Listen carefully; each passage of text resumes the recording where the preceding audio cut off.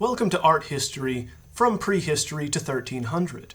This class will cover a range of canonical works, very famous ones from cave paintings through the ancient Greeks and Romans and the Middle Ages, ending with the Gothic cathedrals of Europe and finally the precursors to the Renaissance. This lecture will cover everything that is needed as prior knowledge leading up to the first class on history we will begin with next time. We will cover in this section entitled What is Art History? A range of important topics, vocabulary, and ways in which to frame the field. Now, covered in this lecture, we will be introducing a number of important themes and important things to cover. One is going to be the definition of art to ensure that we know the difference in how early man would have understood what was being produced versus what we find now in museums. Next, we will define the field that seeks to understand this type of work of material culture better, art history. Following that, we will introduce the types of investigation used by art historians in order to understand these works, such as those by the Egyptians we see here. Then we will discuss the context and how important it is to understand the context in which these works were made, which is very different from artists of today. And then we will finally define the different types of media of which art is made of, from painting to sculpture to architecture. Now, before we begin with the definition of art, we need some information associated with what we consider art, which is largely an invention of the Western world. Now, UNESCO, the United Nations Educational, Scientific, and Cultural Organization, is the primary worldwide organization in charge of preserving and identifying important historical works, buildings, and even cities that need to be preserved. And they identify that over 60% of what we consider art and the World Heritage Sites are going to be in Italy. And there is a reason for that if we also consider the fact that art is 98% religious throughout all of history, from the Nike of Samothrace seen here to a range of works that wouldn't even be considered art by their makers, such as Navajo sand painting, Thai, Chinese, Korean, and Japanese Buddhist statues, pre-Columbian Mayan relief sculptures, or decorative vegetal motifs and arabesque patterns in Islamic mosques. All of these examples, considered art in textbooks today, were originally used for religious purposes and to understand the spiritual world and try to control it in some way. Now, in order to understand what art is, we might begin with the definition in the dictionary, which would state something along the lines of art being a noun, such as the quality, production, expression, or realm of what is more beautiful or of more than ordinary significance. Now, this definition is so broad that we can apply it to a range of objects that would be considered non-art objects to most, such as things that are considered beautiful or more than of ordinary significance could refer to a beautifully crafted piece of furniture, for instance, and we would not generally in the West consider that fine art. For our purposes here, given that this class will only cover art up until the Renaissance, we need to understand how early humans used art and how we are going to define it in this class.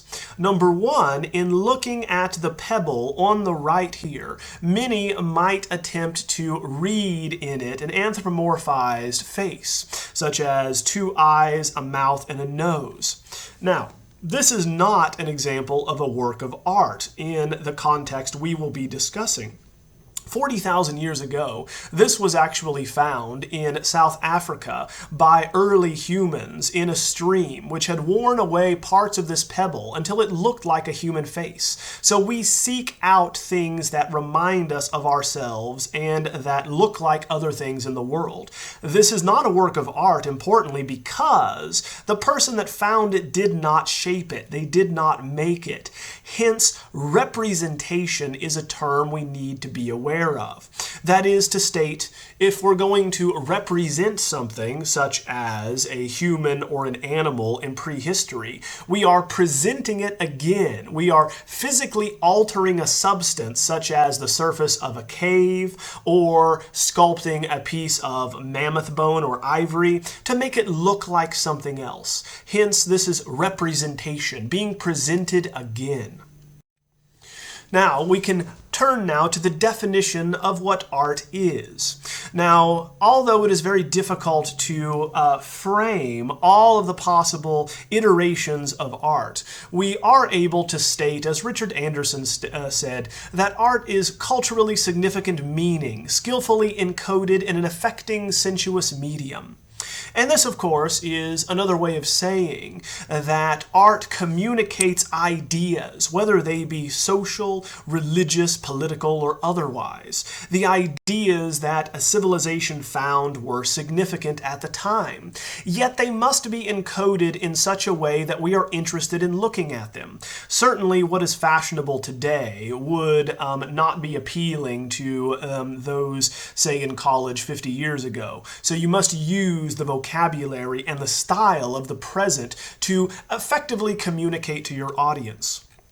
Additionally, earlier civilizations really have no concept of art as we understand it, of something whose primary purpose is to be aesthetically appreciated. Everything that was created was for a purpose and a use, usually religious, such as the snake goddess seen here, used to control the sea and animals. Another way to frame this would be art as a reflection of culture, in that art as we see it, whether it be a temple, a statue of a god, or a ruler, is always going to communicate the cultural beliefs, hegemony, and the system that created it. The politics behind it, such as the democratic approach to civilization in Athens, which built the Parthenon, or the polytheistic religion which believed in multiple gods, that also is going to find the statue of Athena within. Now, if we were to ask individuals what they thought art would be, many very often state that it's the expression of the artist, or, as Susan Langer would say, the objectification of feeling. Now, this is a late definition of art, coming along only at the end of the 18th century with the advent of Romanticism, and the modern art movements of the 19th century perpetuated this idea that art is the emotional expression of how an artist sees and experiences the world. This would be entirely foreign to the audience and the patrons that we'll be talking about in this class.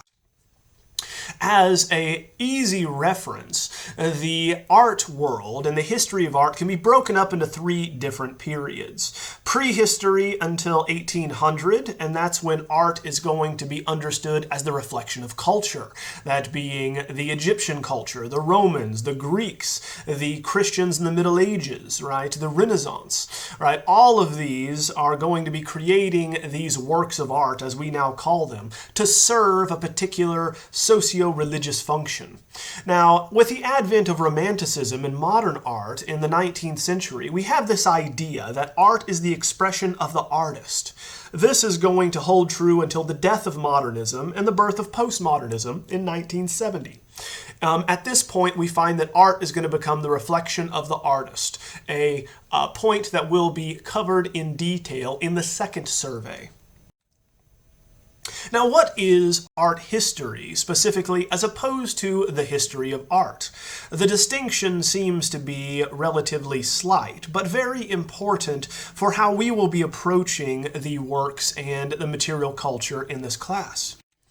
The history of art, which is the birth of art history, with the first art historian Johann Winckelmann building on the precepts of Giorgio Vasari, is going to view a series of works as chains of causality, that being where we look at works in a particular order that are listed chronologically, and that virtually is all the discipline was responsible for, is stating that in the ancient ancient Greek world, for instance, the Archaic period gave way to the early classical, the high classical, the late classical, and finally the Hellenistic period. Each one of these nude male figures will be part of this developmental chain leading to the next. Thus, we can clearly see an evolution or development throughout human history. Now that, however, does not tell us how these works were originally used, what their original functions and contexts were. So art history, which comes about in the 1960s and 70s, or the new art history, coinciding with new critical theory in all disciplines, such as history, sociology, psychology, anthropology, all of these different types of disciplines are going to now be interested in the broader context of how they were actually used, in the case of art, by their producers and consumers. More specifically, what we want to know, such as with the Egyptian funerary mask of King Tut here on the right, is who paid for it. In this case, of course, an Egyptian pharaoh. That is important because it tells us how we should understand it. Why specifically was it produced? And of course, knowing something about Egyptian culture, you probably know that it was designed to help protect his mummy underneath. This is the innermost mask pressing against the mummy in its wrappings directly behind it.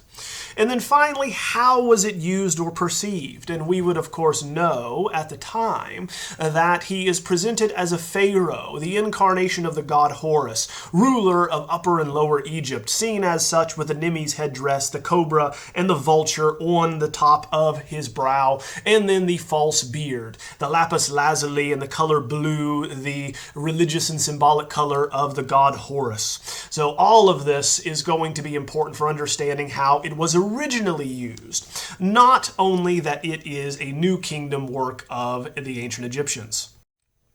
Now, each one of these works can be approached in three specific ways by art historians that we will use over the course of this class. The first, when approaching any given work, is to establish exactly what it is in itself. And this is going to be done by way of formal analysis, which is going to be making the visual, verbal, or readable. It's where we're going to be turning visual information and characteristics into language, using words to describe them. Therefore, we assess the physical properties of something. What is it made of? Is it a painting, a sculpture, a work of architecture? How big is it? What do we know about the physical properties of it? The lines, the contours, the colors that are used. Then this gives way to iconography. We will look at each one of these ideas in detail momentarily. Iconography is going to be where we identify the natural subject matter or symbolism of a given work, as we often state. What does it symbolize?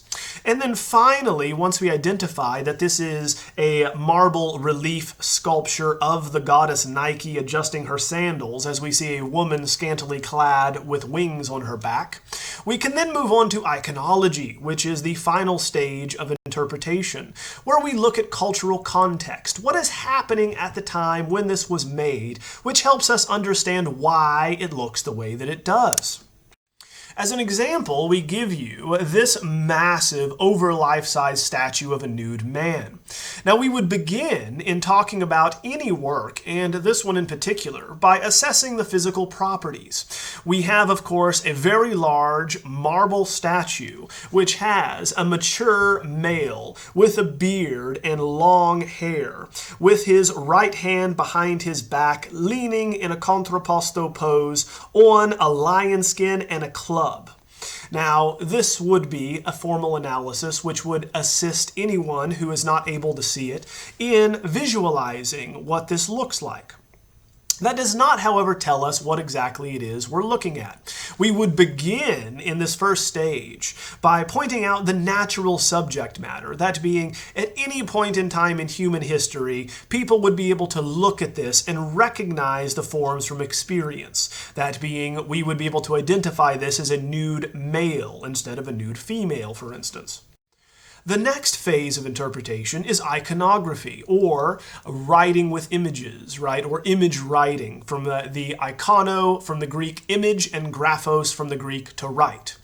In iconography, we then identify the conventional subject matter or symbolism that would be common to a particular time and place. Therefore, we would have to live at this time and be familiar with their belief system, politics, and religion in order to fully grasp what is happening.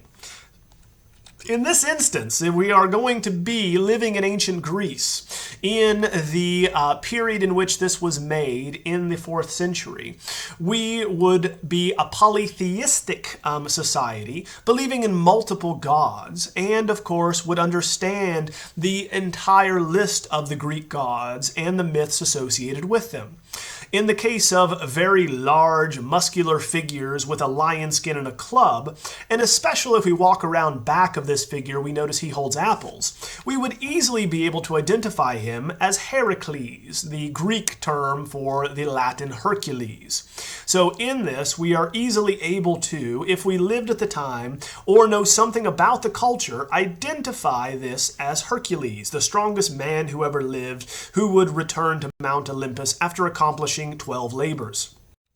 But that does not tell us why it looks the way that it does. That is to state, there are a myriad of ways that we can show Hercules, from abstract designs to sculpture to painting in various visages, right, and various types of musculature. But he is shown here incredibly hypertrophied or very muscular, as well as incredibly exhausted and or emotionally tapped. And why is that? Because at the time, we have the late classical period being launched with the Peloponnesian War. The faith in mankind's ability to understand the world intellectually and rationally gives way after Athens is defeated by Sparta in the Peloponnesian War to this disenfranchisement with the world, and so an emotional approach takes over. We begin humanizing the gods in this way, showing them feeling the same pain and the same experiences that we would, making them relatable.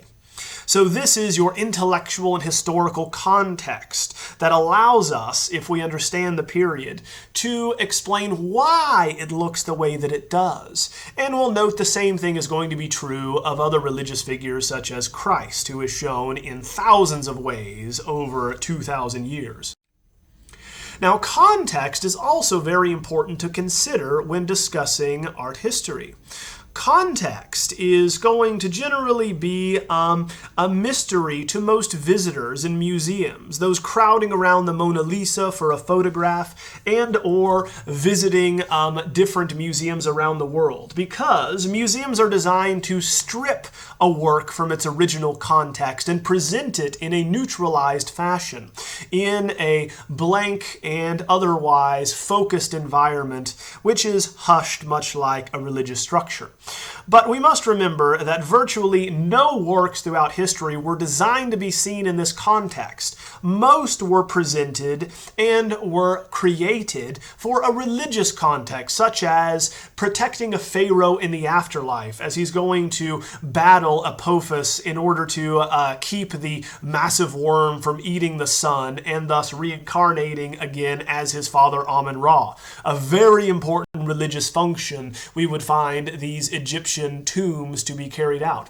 Now that is stripped and we are asked to look solely at the works and their aesthetic appreciation in most museums. Again, as we were discussing what is important in considering with works of art, we can never overlook who paid for something. And this is going to point to patronage, or someone who pays for a work of art. And those throughout history are generally going to be rulers, whether they be political or religious, going back to ancient Sumeria and priest kings, or Akkadian and Assyrian rulers, or once again Persian emperors, or Egyptian pharaohs, Roman emperors, right? All of these important people giving way in the Middle Ages to the popes. So who paid for a work is going to be very important in understanding what they want to communicate, such as the first emperor of Rome here, Augustus, wanting to be associated with the gods, hence showing another son of Venus at his feet, Cupid. Now, the final thing we're going to note in considering art in this period is that there are no artists. which this might be difficult to imagine given the craftsmanship and the appreciation we have for many of these cultures, the Greeks and the Romans especially. But all of these individuals are not creating work as we would understand it later on, inspired by creative genius as these lone interpreters of human emotion in the Romantic conception of art. Instead, these are all going to be individuals that generally train under their fathers, who trained under their fathers. They're generally male throughout history, who are going to be very good, skilled craftsmen and work in the employ of very wealthy and powerful men generally in communicating their political and religious messages.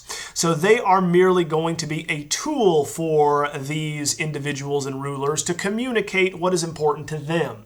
So this is the primary difference between what we now understand as an artist in control of the content and style of their works versus an artisan who is going to be a skillful craftsman working for someone else. Now, turning to the definitions that you will need to know over the course of this term, we'll begin with a very important one, that being style. Now, style can be used in many different ways and reference many things. In the case that we will be using it here is going to be visually distinct characteristics that will relate to a particular artist, region, or period. That being, we're looking for characteristics that are similar so that we can then identify them as being from a particular place, being created from a particular period or a particular artist, and thus we can identify them more readily. Just like the one on the left, you will be able to pick out as a period style known as the Amarna style, created in the Amarna period of the New Kingdom of ancient Egypt. It is easy to identify because we have rounded androgynous forms, and now the gods give way to a round sun disk. Now, the period style, as a definition, of course, relates to a particular chronological period. Turning to personal style, we have a group of characteristics that relate to an individual artist, such as Praxiteles, for instance, the Praxitelean style being one that is soft and defined by a sensuous languor. The flesh is going to be much more sensual and corporal in this way. We can only, of course, identify a personal style when we know an artist's name and/or the workshop they came from, though. Turning now to regional style, we have characteristics that are common to a particular geographical area, such as the Cyclades. So we would refer to the Cycladic style, common in the prehistoric Aegean, where we have a series of female figures that are carved in rigid geometric overlapping shapes, such as triangles seen here.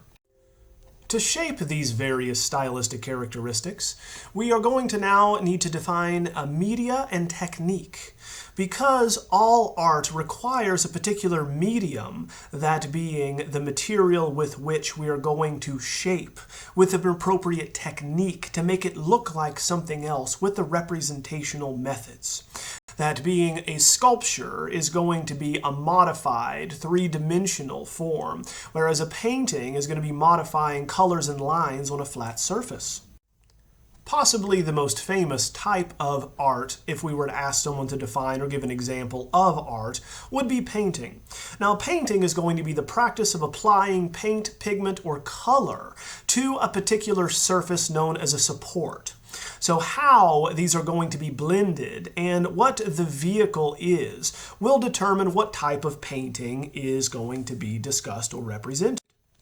For tempera, we're going to have one of the most long-lasting and popular mediums of painting that is used by the ancient Greeks, the Egyptians, and Romans, lasting all the way up until the Renaissance in the 15th century as the dominant medium. Now, tempera is going to be using crushed pigment mixed with egg yolk as a binder, and then mixed with pigment powder and thinned with water.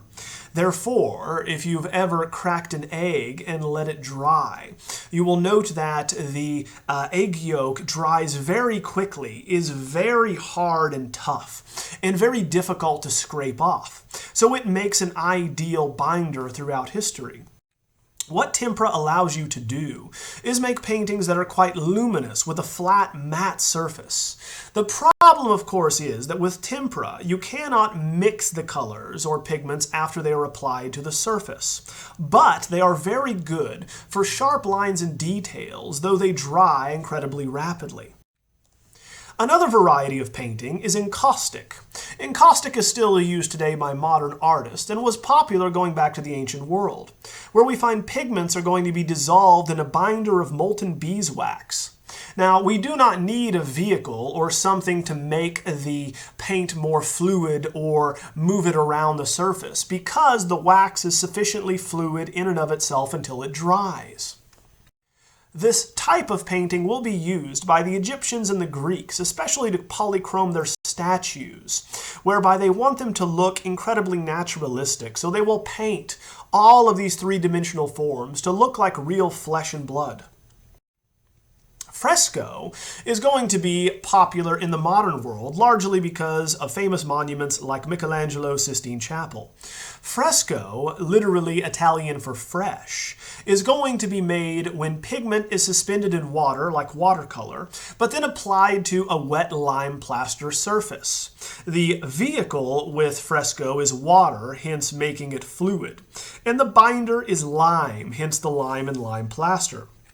There are two varieties of fresco, the first being buon fresco, true fresco, or good fresh in Italian, as it translates again, is applied to damp plaster on the surface, such as seen in the works, paintings and murals in Pompeii and Herculaneum, as seen here.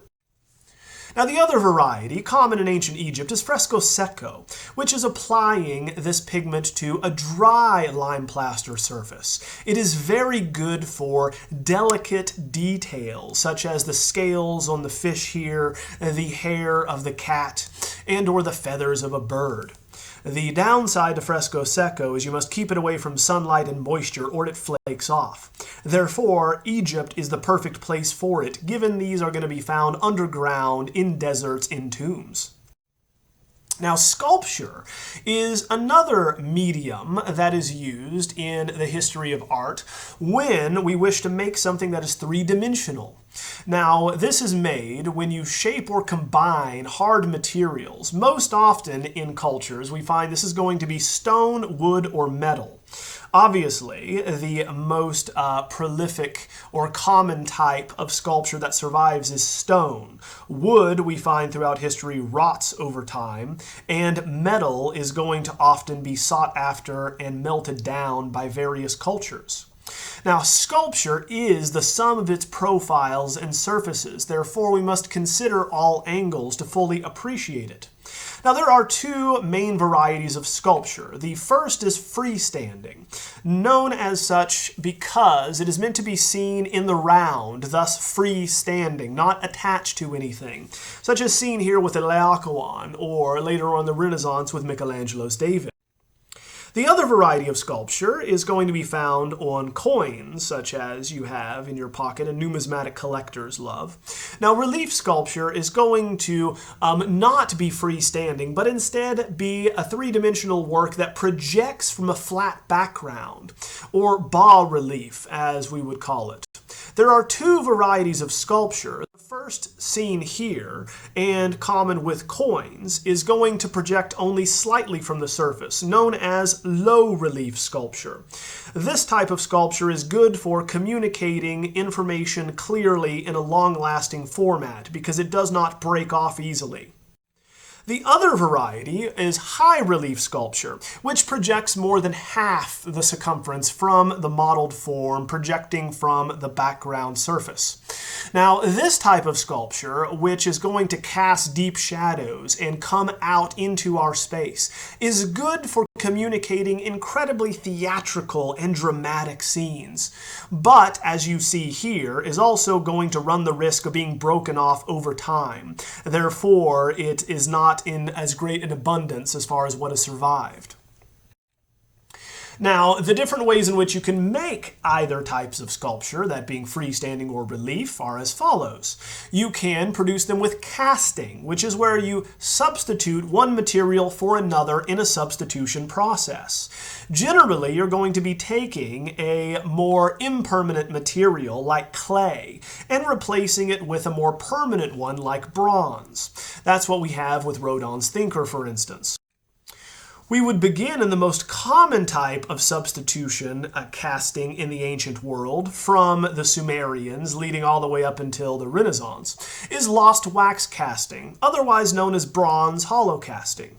Now, bronze hollow casting is going to take a work, replace it with bronze in a thin shell, and then destroy the original work. So you have one attempt to make this sculpture. The process by which a lost wax casting or bronze hollow casting is made begins by making the sculpture out of an impermanent example such as clay or terracotta. So once again, once you have the figure in the design that you would like to see in another material, you then cover it in wax and bury it in the ground upside down. Now, the reason why you do this is to contain the immense heat of the molten metal underground and dissipate that heat as it melts the wax, thus leaving a thin metal shell around the clay. Then you pour in the desired permanent material. In the ancient world, the preference was for bronze, into these openings that melt the wax. Once it dries, you pull the sculpture out of the ground, buff off and scrape off the excess materials, and then polish down the material to the final desired marble bronze effect. The other variety of sculpture, especially common in freestanding examples, is carving. Now, carving most often uses stone or wood, and this is where you remove unwanted materials from the sculpture in a subtractive process. So you must keep in mind what you want the final product to look like the entire time you are sculpting it. Now, this is the most challenging, it has been said, by sculptors such as Michelangelo, because the sculptural method leaves little room for error. Once you carve something off, you cannot replace it. So the sculptor must visualize the entire time they're working where the forms are all the way around the sculpture in a three-dimensional fashion. Now, there are different types of stone that in different cultures are appreciated for their characteristics. In Europe, taking their cue from the ancient Greeks and Romans, we find that marble will be appreciated because it is a soft and workable stone that can be cut with a chisel and polished to a shiny, white, gleaming surface. Other cultures, such as the Egyptians or the Chinese, will appreciate other stones for different reasons. The ancient Egyptians will appreciate a very hard, dense stone that cannot be easily modeled or molded, such as diorite or gneiss. This very hard stone is appreciated simply because it is permanent, that it is hard, and thus you get a form carved of it that looks equally permanent. Now, the Chinese are going to appreciate jade, the green, once again, material that is hard and brittle, that you cannot carve for it will shatter. You can only mold it and or change its shape by grinding it down or filing. Now, finally, we turn to architecture, the third media in the Western world, which is both the process and product of planning, designing, and building a structure. Now, the very earliest types of architecture will begin in the Neolithic period, covered here shortly. And this is known as masonry, where, in the simplest building technique, we merely take stones and pile them on top of other stones. There is no mortar or anything to set or to attach the stones together. Instead, gravity is going to be what holds them up, such as the great stone wall at Jericho here. Now, later on, we will begin dressing stones, which is where you cut or shape them, generally into consistent shapes, to be piled one on top of another in a more careful interlocking fashion. The dominant form of construction throughout history is certainly the post and lintel form of construction. In this system, seen in Stonehenge very famously, we will have two vertical supports and or posts that support a horizontal beam or lintel.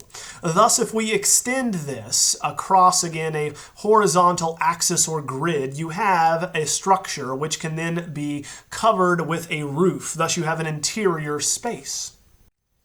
Now, following the post and lintel system, the next phase in evolution in architecture comes with the Romans and the round or Roman arch, as it becomes known, because it's popularized and spread everywhere by the Roman civilization. In this arch, we have a semicircular arch that is supported by columns or piers. Now, with the round or Roman arch, we are able to use much less building material, such as we don't need a wall here, to support much more weight. Therefore, Romans can use them to ship or move water across vast distances to their cities all over Western Europe. In arches, we have a series of them relating to an arcade. And with each pier, we're going to have them supported by a keystone that distributes the weight right in the center, the apex of this arch, down each side equally. That is the key to Roman arches. Following the invention of Roman arches, the Romans also invent something that will lead to modern architecture and building material, and that is concrete.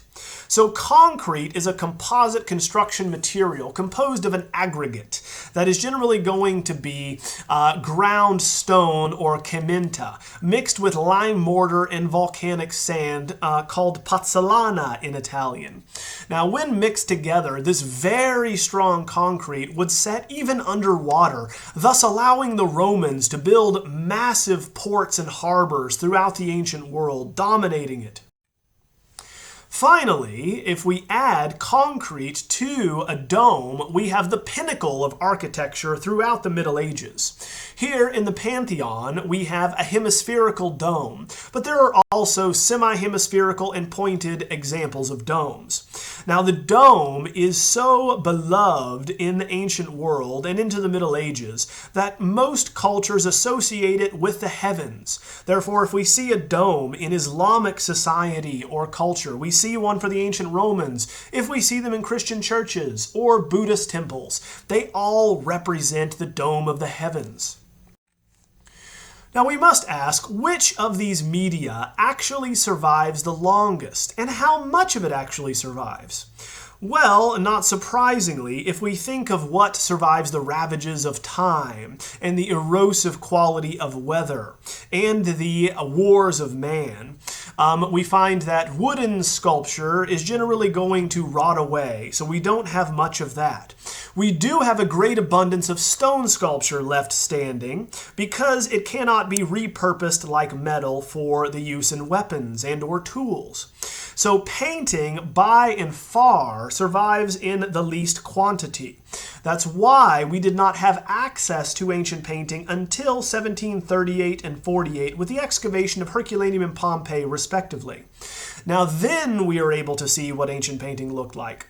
But much of history, we are going to find that painting and most sculpture is lost. So we will look at quite a bit of architecture in this class and what has survived of the other two media. This lecture is the first in a series that will cover nearly 32,000 years in this course. And we begin in the Paleolithic period, or what is known as the Old Stone Age, when we have the emergence of representation in art. Now, the Paleolithic period is going to be an era where we find the emergence of representing things from the outside world, modifying materials around us to make them look like animals and generally women. Now, this is going to happen first in painting and sculpture because architecture is not going to be common until we get to the Neolithic period, or at least the Upper Paleolithic. The primary civil organization that we have at this time for humanity is a hunter-gatherer civilization, in which we have nomadic tribes living in small familial units, moving across the land, beginning in Africa and making their way into Europe and Asia. Even though humanity can trace its roots going back 3 million years, the period where we see the rise of Homo sapiens sapiens, or our species, is going to be in the Paleolithic or Old Stone Age, when the technology our ancestors were using was primarily stone tools, which last until the end of the Pleistocene era. And this is going to be between 40,000 and 10,000 BCE, or before the Common Era. Now, in the Upper Paleolithic period, the end of the Paleolithic, we find that our ancestors, the third in a line of sapiens genus, is going to take over and dominate the world as we know it. Now, the construction of tools preceded the idea of art, for we have remnants of stone tools that were shaped by striking other harder stones against them, going back 3 million years to our previous ancestors that we can trace our lineage back to. These are entirely pragmatic tools to accomplish daily tasks, such as hunting and or scraping hides, or making our lives more manageable. Now, when thinking of cavemen, we need to carefully differentiate them from an image we have in our minds of Neanderthals. Neanderthals are an entirely different species of genus of Homo entirely. And when our ancestors arrived at Western Europe from Africa, around again 40,000 BCE, beginning to migrate, we find that we are competing for the same food sources, and so we come out on top and eventually drive the Neanderthal extinct. Now, the story of representation for humans does not begin in Western Europe, where we find the major art museums are today. It begins in South Africa, in a cave called Apollo 11, where we find, for the first time, the move from finding an object that might look like something in nature to making something look like that ourselves, with representation, that is presenting something again and anew to look like something else. And the most common subjects will be, in the Paleolithic period, women and animals. Now, these begin because we're talking about a nomadic culture that needs to be on the move. They need to be small and portable. So we find that most of these early images are going to be inscribed on stone plaques. So unlike the pebble that we discussed last class, which looks like a human face, but in fact was not shaped by a human being, instead slowly eroding over time in a stream, this would not be considered art, and so we do not discuss it in art history. An example of what would be considered art, and that we are covering in this class, is going to be found on a small 5-inch wide stone with charcoal drawn on it in Namibia. Here, in 23,000 BCE, we have in strict profile an animal, an indistinct and one that we cannot exactly identify, but we do know that it is a quadruped seen strictly in profile, which will remain common and standard for early man up until the Neolithic period. Now, this is the dominant subject at the outset of humanity in Africa. As we begin to move into Europe, it slowly changes. Now, we need to note at this time that when we say prehistory, we are literally referring to a period that is before history, which is the invention of writing and record keeping. So that's going to be around 3000 BCE. Now, we find that prehistoric as an adjective refers to cultural development, not time. So we actually have prehistoric cultures still in existence today in different parts parts of the world if they did not develop the written word and language that could be transcribed. Now, modern humans are going to spread across Africa, making their way around the Middle East and spreading into Europe, and then a part of our ancestors branched off and went into Asia. So we are going to make our way into Europe around 38,000 to 33,000 BCE. And as we move and settle in places like Hohensteinstadel, Willendorf, and Lascaux, we begin to slowly compete for the resources of the indigenous Neanderthal population and slowly supplant them. Now, the works we're going to be discussing here shortly would not be considered works of art by the humans that made them. Instead, they would be considered material culture, useful in their own right, either as talismans representing shamans, as fertility images, and/or a means to control the world around us. We still have these images today in paintings of saints and/or religious imagery, an attempt to control our world. Now, as we begin to eradicate the indigenous Neanderthal population, we do know that from DNA testing today that 30% of the current human population has a bit of Neanderthal in them. So we know that we did intermarry with that other species. Now we will begin at Hohensteinstadel, where we have a very rare and early example of sculpture. In the lion human, named as such because we have a feline head with an anthropomorphic human body. In this example of a mammoth ivory, we have the tusk of a mammoth that has been cut off of the animal originally that it was on, and then very delicately carved to achieve the shape. So this is taken from woolly mammoths, showing that in fact our ancestors did eat and hunt these animals. And the difficulty of getting a hold of ivory shows how precious this material was to our ancestors and how much time they spent lavishing on sculpting it and making it look like something that it is not. It does not look like a tusk any longer. Now this is a statuette, meaning a small statue, in this case about a foot high. Now it is a composite creature or chimera, combining multiple animals, in this case a human and a feline creature. It is carved by way of a burin, which is a pointed engraving tool in the process that we've discussed in subtractive sculpture. Now we know this is very complex to create because here is an example of a prehistoric or Paleolithic burin, right, that would have been used. So it is merely a sharpened piece of stone that would be used to carve away section by section of ivory. Now, we must of course ask, what exactly is being represented here?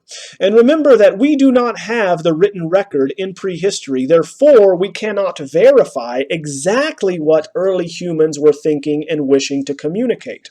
So, as in anthropology today and archaeology, we look to similar cultures that have similar belief systems or material culture today. Now we know that across the globe, even today, we have multiple cultures that have rituals involving animal skins. This can be found across the globe, from Asia to North America to South America to Europe. And the reasons why these cultures are going to have rituals with animal skins varies. But in general, it has to do with the ability to control one's environment by way of these animal forms and spirits. So the question then becomes, are we representing here a shaman or a religious leader in a village or small family unit wearing a lion mask as part of a ritual? We know that this is going to be common in many cultures, say in Inuit cultures of the American Northwest. Now the latest theory is in fact that prehistoric humans did not actually differentiate themselves, right, from animals at all, but were considered all part of one common group, just different varieties in this way. Now, we find that this understanding of a religious leader adopting the qualities, characteristics, or power of a particular animal is understood in multiple cultures today, and in anthropology, a common understanding of magical efficacy. So, is this in fact a man wearing a mask as part of a ritual? It could be. Now, the other variety of art that we find that is very common in the prehistoric era, and especially the Paleolithic era, is going to be that of nude women. Here we have the very famous and very tiny, it is only 4¼ inches high, Venus of Willendorf as part of the museum in Vienna. So here it is called the Venus of Willendorf because it is a nude female, unlikely representing a deity. It is merely representing someone who is nude, therefore it has been related to the goddess Aphrodite or Venus, the goddess of love and sex. Now, we call it the Woman of Willendorf today because it was found in the city of Willendorf outside of Austria. And in it we have a rather voluptuous woman that's going to be emphasizing her femininity and fecundity. So here we have a type that is common in prehistory that we refer to as a fertility image, that being an object that is meant to encourage conception and or fertility in a woman in a given tribe. Now, this is going to require the emphasis being placed on nude women. We very rarely see nude men in prehistory, so the focus is on making new life. And we're going to emphasize in these images what makes a woman different and unique. That being, we have very oversized and engorged breasts where her arms or her hands are going to be resting on top of them, if you can see them here.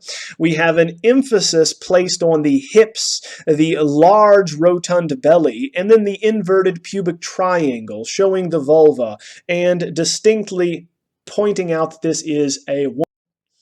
Now, the figure has no face, we must note, and no feet. Therefore, it lacks very specific features. Therefore, this probably did not represent a specific woman. Instead, a type, a fertile type. We find that this type can be found throughout Europe, from, again, France all the way to Russia. So this type with a woman without a face, with very exaggerated feminine features, and no feet, are found all over. And so we must ask, what are they for? Or more importantly, who made them? A theory recently put forth by McDermott is going to state that these figures do not have feet because they are actually carved from the perspective of a pregnant woman. Therefore, we would generally assume that an exaggerated female form would be made by a man.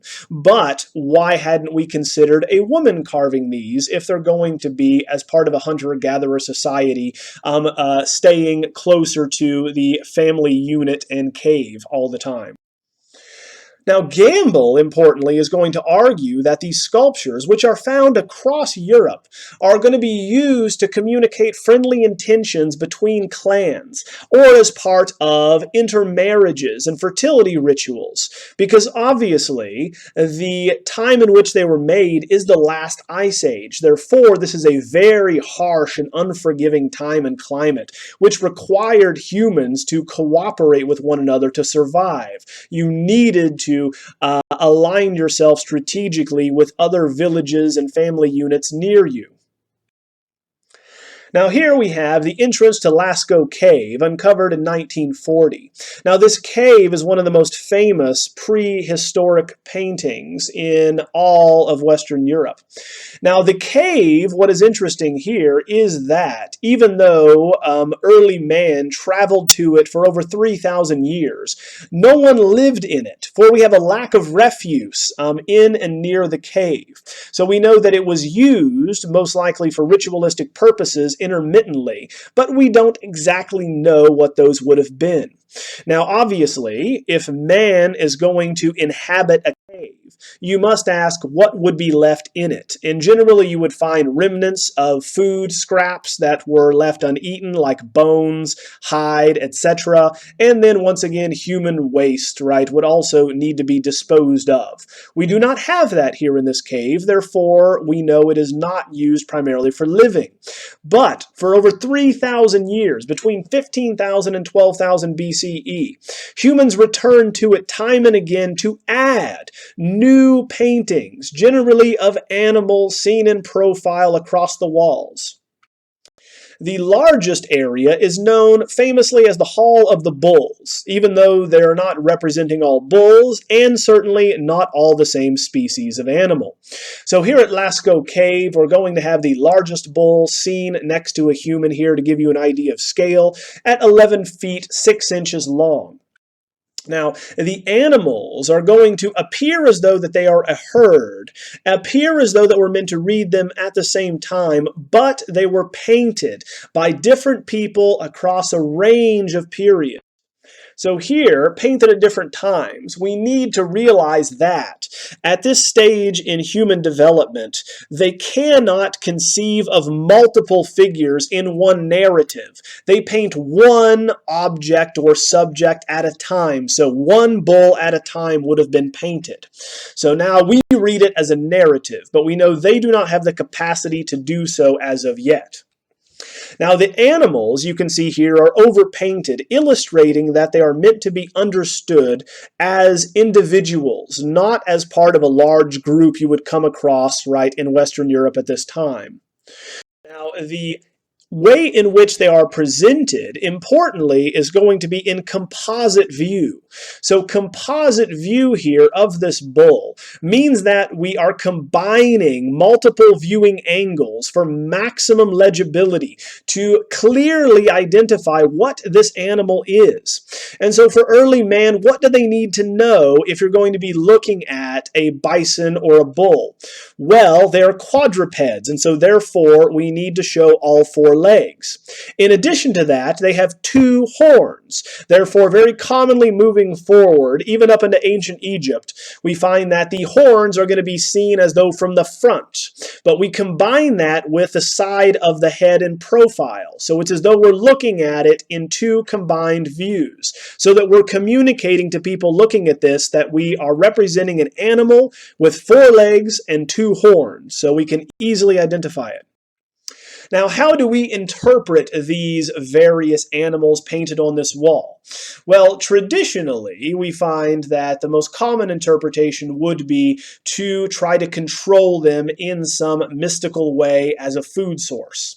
So, are we trying to assure the survival of the herds by painting them, showing that we want them to come back because they are going to be our sustenance? Are they our animal ancestors? It has been recently argued, and so we are venerating these creatures.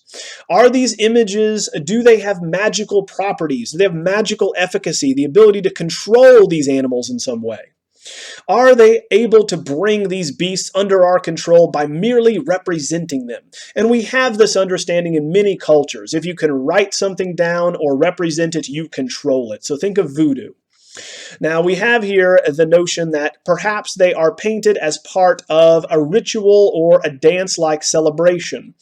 Are they teaching tools, for instance, or target practice for young hunters, so that fathers can help their children identify these animals for the hunt?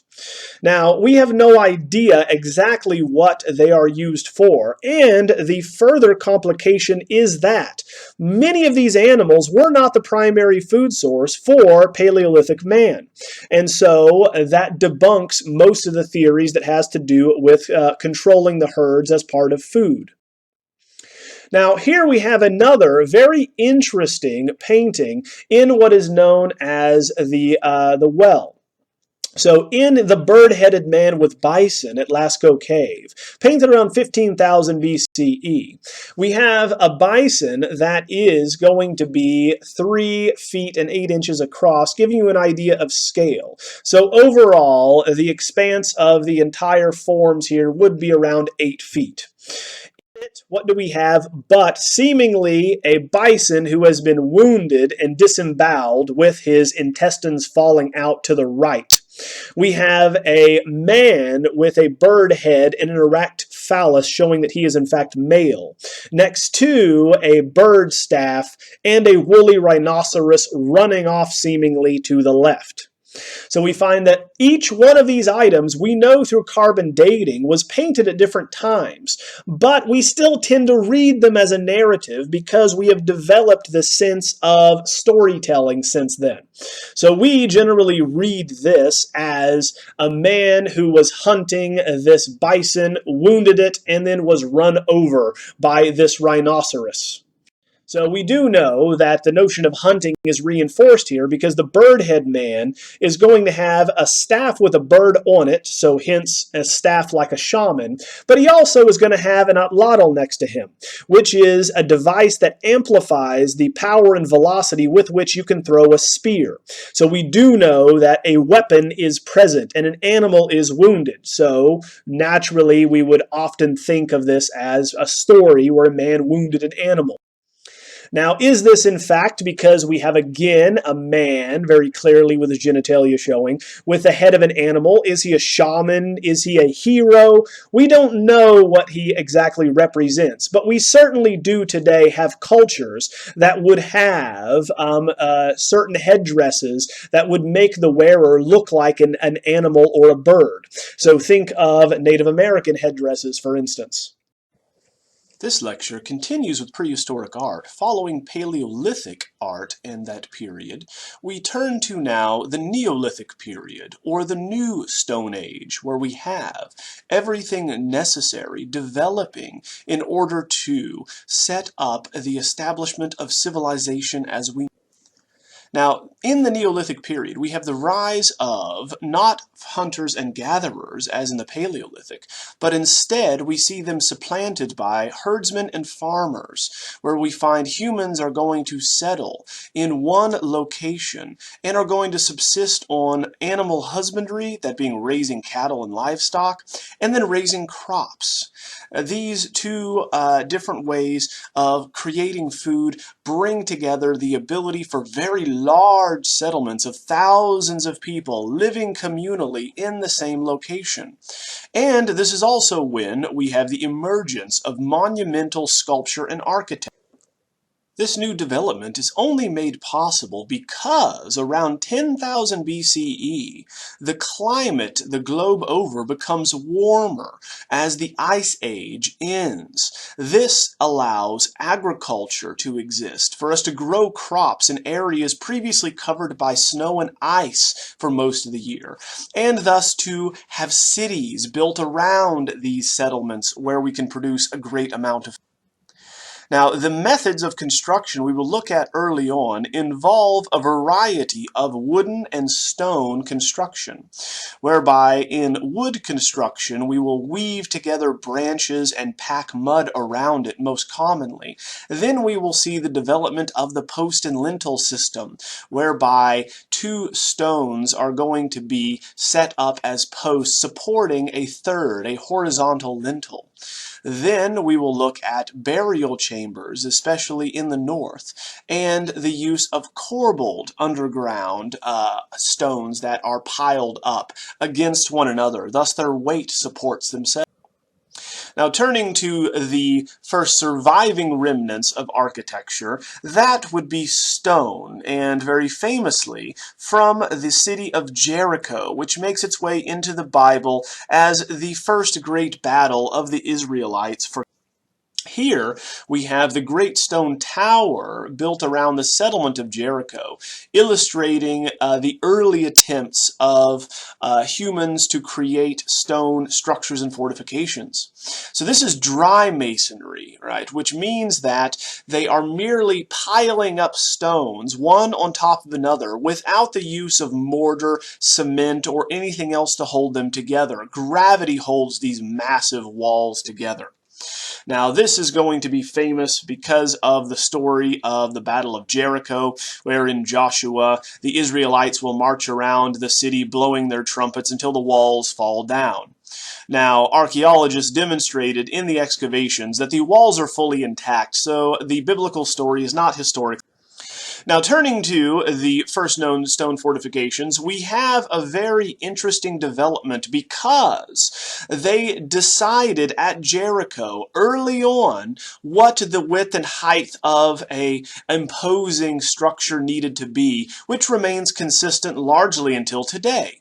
That being, the stone walls are 5 feet thick, surrounding the town of more than 2,000 people, which we can estimate by way of the structures inside. Now, the tower is originally 30 feet tall, so we find that 30 feet becomes the standard height for fortifications all the way through the Middle Ages, the Renaissance, until the invention largely of warfare by way of cannons and ballistic. Now, turning to Angazal, we're going to have, along with the development of monumental stone architecture, also monumental sculpture. And like many of these discoveries in the Middle East, it was happened upon by way of a construction. For in 1974, highway construction, as they were digging into the side of a hill, gave way to a settlement in this area outside of Jordan known as Ain Ghazal. In this Neolithic settlement, we find a number of interesting discoveries, including multiple monumental sculptural examples. Here at Ain Ghazal in Jordan, we have 36 plaster statuettes, which were ritually buried, moving us into a new period in human history where we would bury our dead. The figures, being nearly 3.5 feet tall, represent the beginnings of monumental sculpture, where we find that, unlike burying the dead underneath the floor at Katol Hoyuk as well, we now have these figures buried outside of the city in these mass graves, seemingly. Now, the figures are found in a pit, separately buried outside of the dwellings and shown as though they are alive, hence their eyes are open. We'll see this technique used later on with the Greeks with the Kouros archaic statues in which they are smiling with their eyes open, showing liveliness and vivacity. So the figures are actually going to be made by covering plaster around a reed twine core. They then are going to take cowrie shell eyes, cowrie of course being a shell that is prized for its beauty and monetary value, used as money on nearly every continent that we know of, aside from Antarctica, interestingly enough. But these shells are then going to be painted with bitumen to look more lifelike, adding a pupil and then once again outlining the contours on the outsides of the eyes. Now, the clothes and features are painted on the body as well to look as lifelike and to replicate how people were dressing at the time. We have a variety of these statues, some of them morphed together into a single body. And then our question then becomes, are they produced for a ritualistic function? Are they meant to be counterparts to the deceased under the floorboards? These perhaps warding off evil and or ensuring that the family is protected, leaving them outside of the family dwelling. We do not know. We must, of course, look to other cultures who practice similarly. Now, turning to Katol Hoyuk, you have a complete Neolithic city that we have discovered intact at the foot of Mount Hassan Dagh. This mountain is going to be very important and pose largely in the imagination of the peoples that lived at Katol Hoyuk because it makes its way into much of the art there on the wall. Here we have 12 building levels showing that peoples are going to have lived here for generations, expanding and building upon their ancestors, anywhere between 6,500 and 5,700. Now, we know that Katol Hoyuk is going to get its wealth from trade in obsidian. Now, obsidian is going to be a very prized volcanic glass, and it can be used for a number of things, such as loom weights, that being using it to weave fabric and fabricate it. Then you can also use it for weapons. We know that obsidian glass is going to be sharper than surgical steel, and it was used for for eye surgery for cataracts in the ancient Roman era, for instance. So whoever had access to it had superior weapons at the Now, the architecture that is going to be seen at Çatalhöyük leads us to believe that it was planned. It's a predetermined scheme with agglutinative architecture.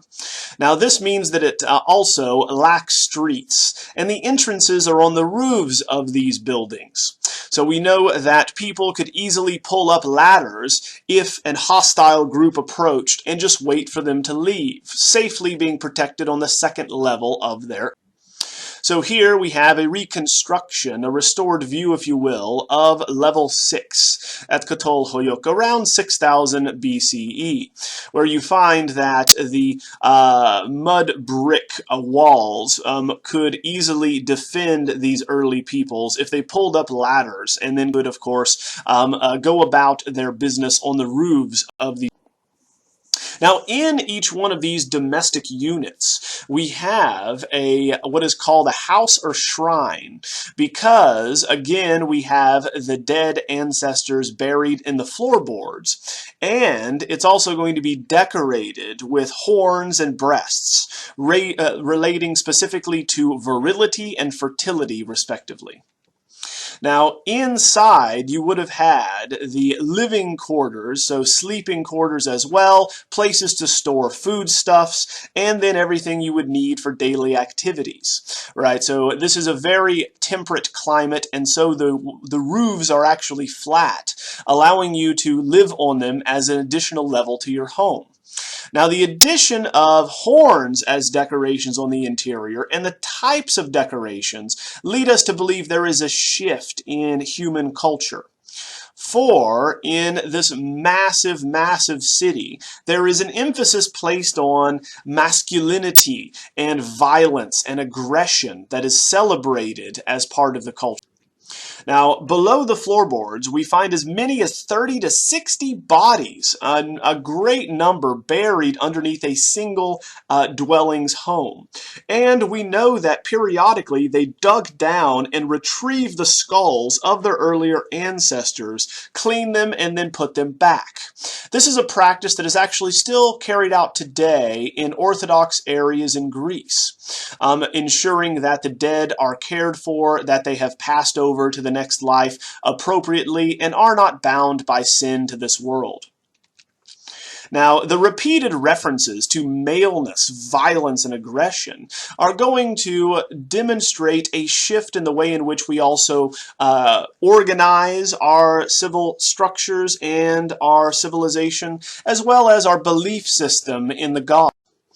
For, if we look at the example of men taunting a deer, we have an example of this emphasis on male hostility and aggression, as we find that a deer, very oversized, right, in the hierarchy of scale here, is going to be surrounded by tiny, almost stick figure-like. Now, whereas we seemingly have regressed as far as the amount of detail included, this is a monumental leap forward because this was all painted and conceived of at the same time. So now we have the regular appearance of human figures in art in the Neolithic period, and they are conceived of as one coherent narrative group. So this is going to demonstrate to us that humans can now think in an abstract level, that Neolithic humans are then going to dominate animals as they see it, not once again living in tandem and harmony with them, nor thinking of them as their ancestors, but definitively dominating them. Now, the composite view is kept from the Paleolithic era, in which we see the two horns of this deer and the four legs from the side, thus combining the front view of the animal to see the horns in that direction, and a side profile view, so that we know that legibility Now, this also is going to tell us something else about human civilization. Earlier in the Paleolithic era, the Old Stone Age, we have an emphasis placed on the mother goddess or fertile, fecund women. Now, the belief is that originally we would have worshipped femininity in a much more obvious fashion than in the Neolithic period, whereby men become dominant and are the center of these rituals. And so we find that maleness is going to be very obviously emphasized by way of erect phalluses, for instance.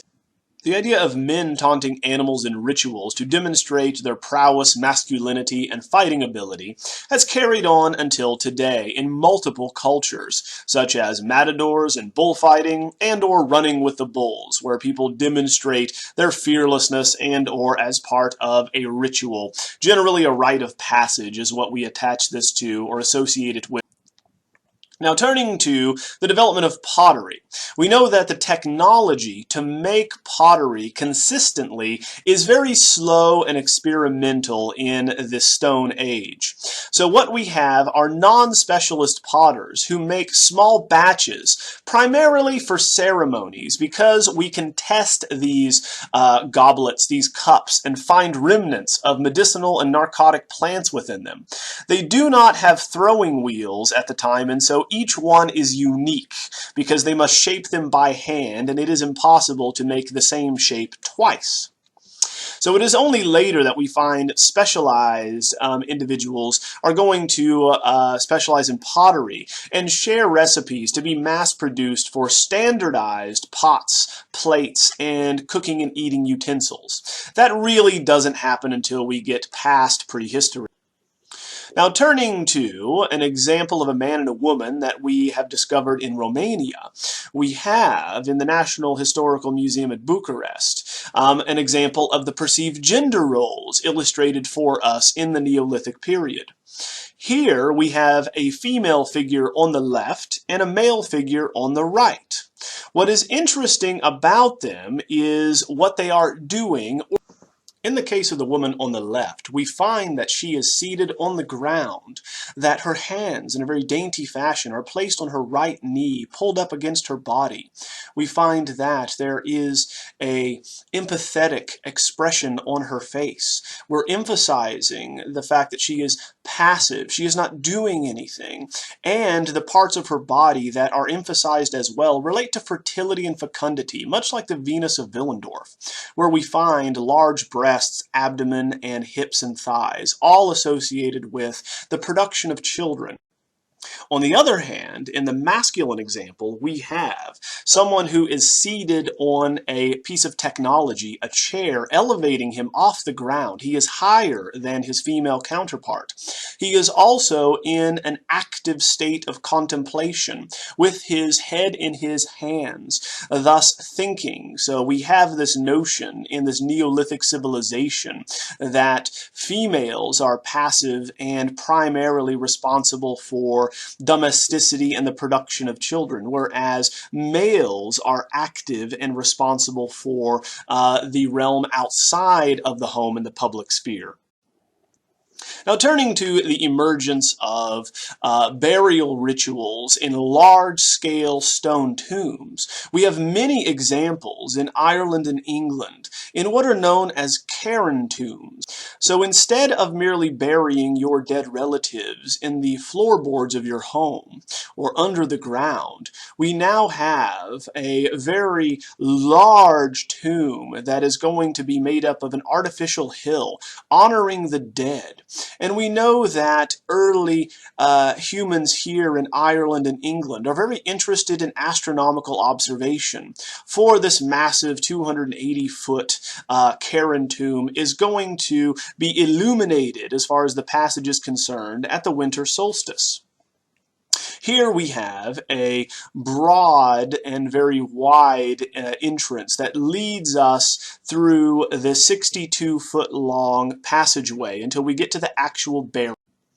Now this is an example of a corbelled underground burial chamber, or number 3 seen here, whereby the technology is going to have piled up megalithic stones against one another. So they support one another by way of gravity. They are not dressed, and they do not have the use of cement or any other type of material to hold them together.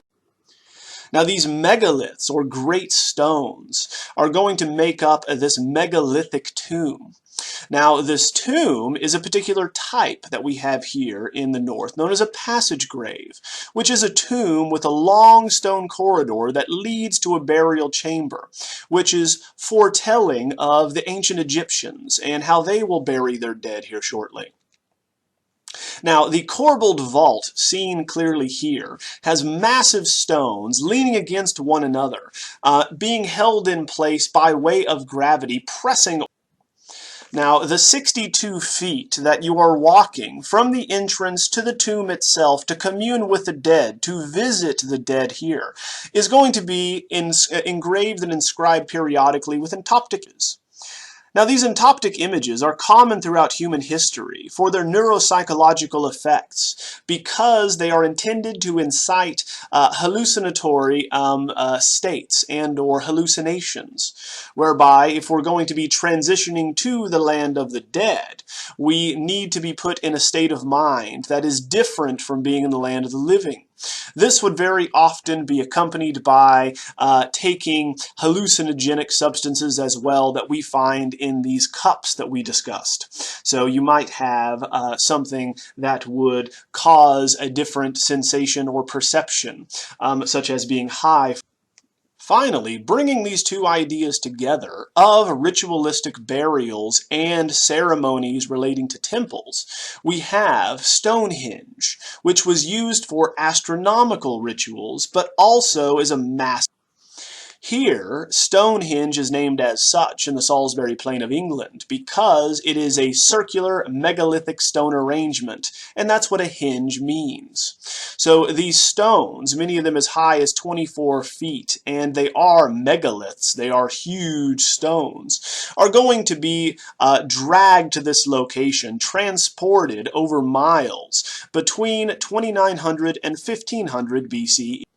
Here we know that the shape of Stonehenge was begun as a cemetery for cremation burials and rituals, and then later they bring these stones and arrange them into the shape of an ark. The shape is meant to reflect the realm of the living, the city where these peoples lived across the river. So we know that in crossing over from the land of the living, where they are located in their village, crossing the river down to the domain of the ancestors is in effect the same as crossing over into the land of the dead. And the notion of crossing a body of water and crossing over to the other side, to the land of the dead, is common in many cultures. Think of it in Viking funerals for the Egyptians crossing the Nile over to the west-hand side where the river dies, to multiples that relate to water. The Greeks and the Romans need to cross the river Styx to make it to Hades. Here at Stonehenge, once it is completed with these megaliths using a post and lintel construction with two vertical elements supporting a horizontal one, we have 45 to 50 ton stones that were drug here before the use of modern technology, a very impressive feat. Now we know that the stones are going to mark the point where the sun rises at the summer solstice, so we have here, in fact, an astronomical observatory or a solar calendar, so we could track the days of the year and have celebrations, and also celebrate and commune with the dead that are all around this object. Now, how they actually made the stones move into place is a matter of debate, but the most accepted theory is, after transporting them on sleds and ropes, that they would dig a hole to then lift them up and place them in these individual locations, anchoring them. So thereby making it much easier to move these massive stones with the technologies they.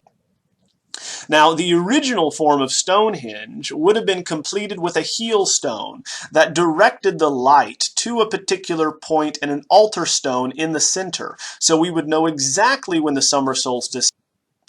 Now, the human settlement does not survive, like many others that we discuss, such as wattle and daub construction, because it is made of wood, not stone.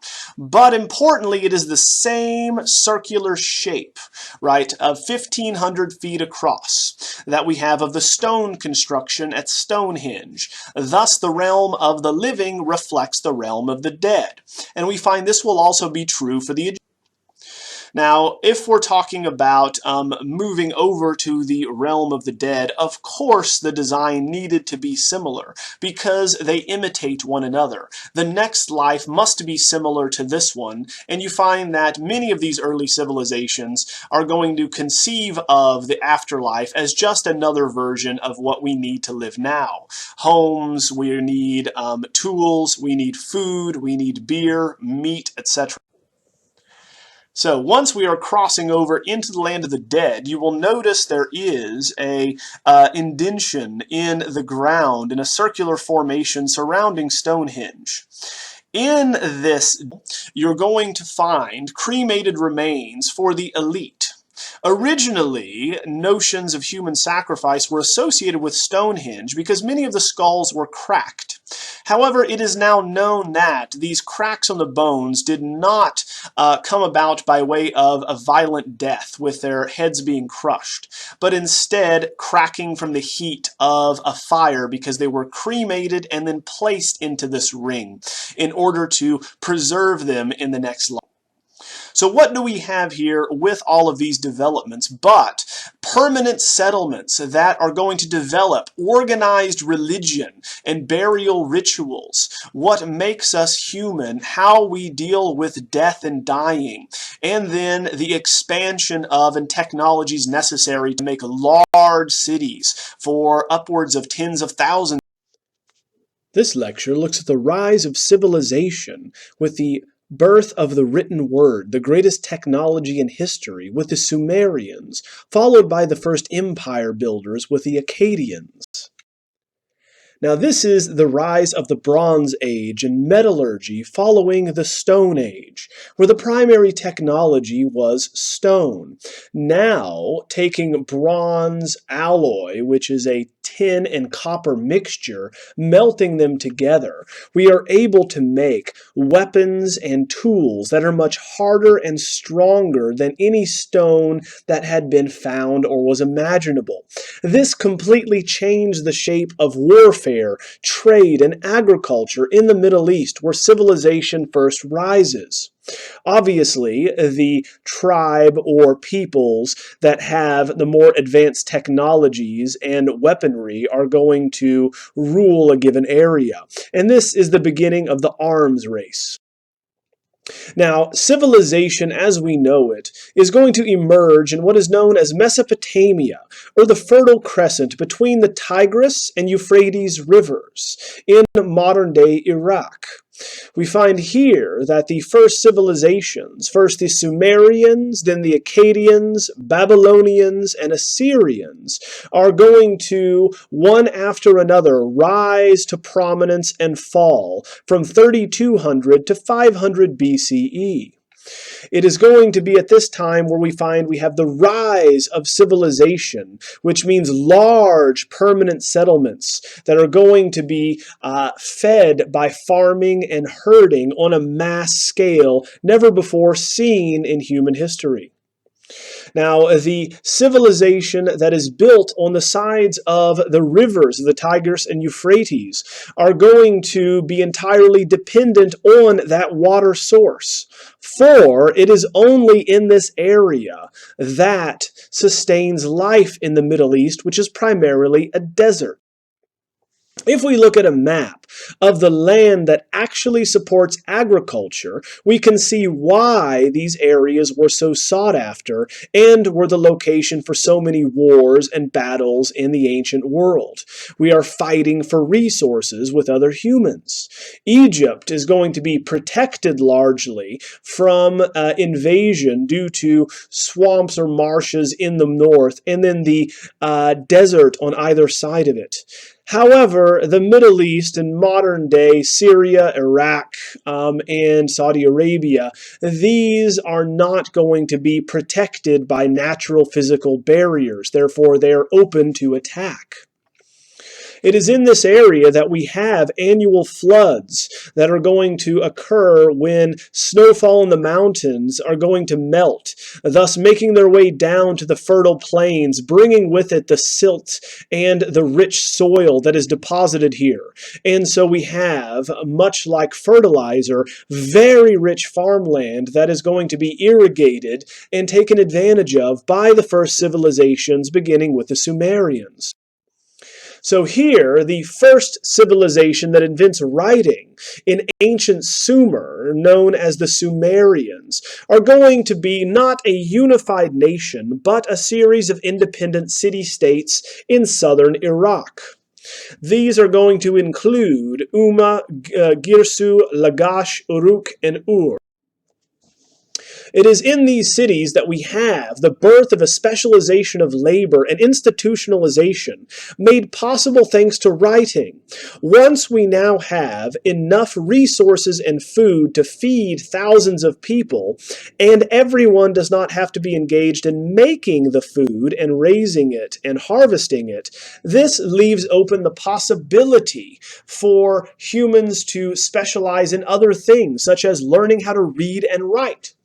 Now, the first pictographs as we know them are going to be written with a stylus beginning in 3400 to 3200 BCE. Read from the top to the bottom, from right to left, the opposite of what we understand as English, we have cuneiform, which comes from the Latin term cuneus for wedge-shaped. So this is not what the civilization referred to as this first writing, but it develops in a similar fashion to all civilization. That is to state, it is going to begin with pictographs, that being pictures of what they wish to represent, which then are slowly abstracted into straight lines, vertical and horizontal, until they finally are going to be simplified enough to be understood as letters and words themselves instead of pictures. Now, the first records that we have using writing actually do not record religious transcriptions or the gods or the great deeds of heroes, but instead are used for business records. And this is what we need to understand about humanity and technology. As we are well aware, necessity is the mother of invention, and we have thousands of people and a need to keep track of who needs what food. And so therefore, we develop a way in which to track foodstuffs and the population. Now, we find that it's Sumerian, in which the Epic of Gilgamesh is going to be written, chronicling the adventures of the Sumerian king Uruk, who seeks the secrets of immortality, the first epic in all of history. Now, this is what the writing invention here of cuneiform is for, is to track how many bushels of grain, how many heads of cattle are going to be allotted per person in the civilization. Now, each one of these city-states is ruled over by a different god. Rulers and priests are going to then be representatives for these gods, much like priests and popes are today. So kingship, it was believed at the time, was set by the gods, divinely ordained, when they cleared the earth with a flood to start a new rule. So even the Sumerians have the flood myth as part of their local lore and legend. Here we have the head of a woman, most likely Inanna, the most important Sumerian female deity that existed, for she was the goddess of love and war. Now, originally, this would have been a full-sized wooden body, polychromed, that being painted to look as realistic as possible, with a wig and inlaid eyebrows and eyes, most likely cowrie shells again, that were painted. Now, she would have looked as lifelike as possible and placed in a shrine. Now, these are found in temples, which are atop ziggurats. So we find that deities are going to be adopted, invented by the Sumerians, and adopted by other cultures. For Inanna, the most powerful goddess in this culture, becomes Ishtar for the Babylonians, and then she will become Venus or Aphrodite for the Greeks and Romans, the goddess of love, and generally shown nude. Goddesses are generally not shown nude in the Western world until her adoption. Now, this was actually stolen in 2003 when the U.S. invaded Iraq. It was later recovered, although it was damaged, being stolen from an Iraqi museum. So therefore, this continues the argument that we have throughout history up until today with destructions of antiquities the world over, but especially in the Middle East. That being, should we take these objects in order to preserve them for cultural posterity if the civilizations cannot afford to protect them themselves, much like Egypt in the crisis that they are in right now. Hence, we have the argument for the Elgin marbles taken from the Parthenon by Lord Elgin. So the British government still refuses to return them, with the argument that the Greeks cannot properly take care of and conserve their history. The same can be said of the Rosetta Stone taken by Napoleon and in a French museum now. Now, these statues of gods and goddesses would have been located in temples at the very center, the very nucleus of every city. Uruk had a population of 40,000, which is staggering for the ancient world, thinking of the logistics that it took to feed, house, clothe, and then take care of the waste of such a large population. So in this 1,000-acre city, we have the temples in the center called the House of the Mountain, or the bond between heaven and earth. This is literally their connection to the gods, and it shows how central religion is to human civilization from the outset. It is in the dead center of the city. Now here we have the so-called White Temple, which would have had a massive ziggurat supporting it, of whitewashed mud brick. Now, throughout the centuries, it has been eroded through floods and rainfall, but originally would have been a very imposing edifice. The ziggurat, as the Mesopotamians are going to use them, are a high elevated platform, generally 40 feet above street level, oriented towards the cardinal points with a temple on top that has a cella inside, a central hall, where you find the images of the gods and where you would worship them. The elevated ziggurat is designed exactly as what you would imagine for, that being as a stairway to heaven, to get us closer to the gods, which were believed to be in the sky by most religions. Now, these temples are referred to as waiting rooms, so not surprisingly, we find in them dozens sometimes of statuettes, of these votive statues worshiping and waiting for the gods. Now, a votive statue is going to be one given in homage or in thanks to a deity. In this case, we find that they generally hold beakers as part of religious rites, and we found many of these beakers or chalices that you would drink ritualistic libations or hallucinogens from while waiting for the gods to appear in this temple. They very often also have inscribed on them one who offers prayers, demonstrating this is what they are for. Very large-eyed figures, always there awaiting the appearance of the god or goddess. And of course, we would not want to anger the gods by not having someone always present praying to them. Here, we have a man and a woman showing the traditional dress in the Middle East that will also be adopted in Egypt. The man wears a long kilt and is shirtless with a long beard. We find that the woman is going to be wearing a dress draped around her left shoulder because they are right-handed, so she would need to tie it with her right hand. We also have a shawl that's going to be thrown over the shoulder as well. It is a long ankle-length dress And even in this instance, we would have had a family unit, since you can see the remnants of a child's set of feet next to the mother here. Now, the statuettes are going to be either seen on their own or praying to deities in front of, say, a cult statue such as that of Inanna we looked at. So we could have them literally praying to an image of the goddess that this is dedicated to, always ensuring that she would be satisfied. So here we find an example of what they might be praying to with a realistically painted, with real hair and inset eyes goddess. Now the heads are upturned, the eyes are wide open, they are in the waiting room, the cella, the central room in the temple, for the gods to appear, and or they are constantly worshiping the gods as a statue in front of them. So the idea of large-scale figures with wide-open eyes that are going to be used for ritualistic purposes goes all the way back to the Neolithic period.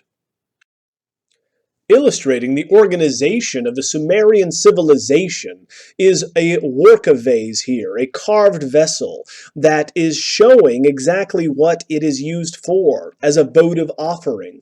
Here we have the first great narrative relief with a coherent set of stories on it. With 3 registers or friezes moving from bottom to top, we have the very hierarchy of Sumerian civilization illustrated for us. At the very bottom, we find that agriculture and or wheat is going to begin the series of friezes, on top of which we have cattle. Hence, of course, we need, as the basis of civilization, agriculture to feed the cattle, to feed man in this way. So we have, thanks to the goddess's blessing, the growth of crops and the abundance of livestock. Again, the livestock is going to be shown in composite view with the eyes in profile. The horns are going to be seen frontally and the legs are in profile. Men as well are shown in composite view carrying votive offerings to the goddess above, all of them being nude men, not women in this instance. So they carry additional crops and animals in order to give in thanks as a votive offering, which is a gift in thanks to a deity for something they have done for us. Now you find that the men are going to be shown in profile with their legs and arms, but their eyes are shown frontally. Finally, in the top register, we have the gifts presented to Inanna or a priestess, we are unsure, but the hierarchy of scale certainly suggests the relationship to divinity, as we have in the hierarchy of scale, the larger a figure, the more important they are. And this is, of course, the way in which mankind has understood the associations of scale throughout history. More important things will always be shown larger by proportion.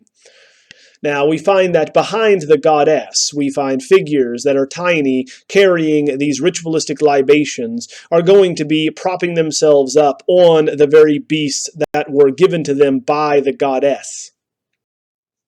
So here we have a votive offering showing votive offerings, that being it is a gift in gratitude to a god, in this case Inanna. And it is also symbolic of the marriage of the priest king and the goddess. To ensure continued goodwill, the priest in the city would ritualistically marry the goddess annually. Thus, of course, we ensure that through fertility, their consorting is going to ensure that the crops come back and that the goddess is impregnated again. Now, turning to the excavations at Ur in 1937, we have several artifacts found in what are known as the royal tombs, excavated between 1922 and 34. Up to 16 of these royal burials were discovered, with 1,800 graves. The attendants that were sacrificed, these individuals to go into the afterlife and serve the rulers, such as musicians, soldiers, charioteers. All were sacrificed at the same time, much like we find in the graves in China, where horses are also sacrificed with the kings. It is here in the royal graves at Ur that we find the standard of Ur, named as such because it was originally believed to be a military standard or a set of images seen on a bearer that would carry this in battle. We have a single narrative, we believe, moving from left to right, from bottom to top on both sides. Here is an example of what a standard would look like for the Romans, for instance. They would carry a staff on top of which you would have the eagle and or the she-wolf, the emblems of the civilization that are fighting. Now, this is in fact not a standard, it's a music box, but the images shown on it certainly represent war.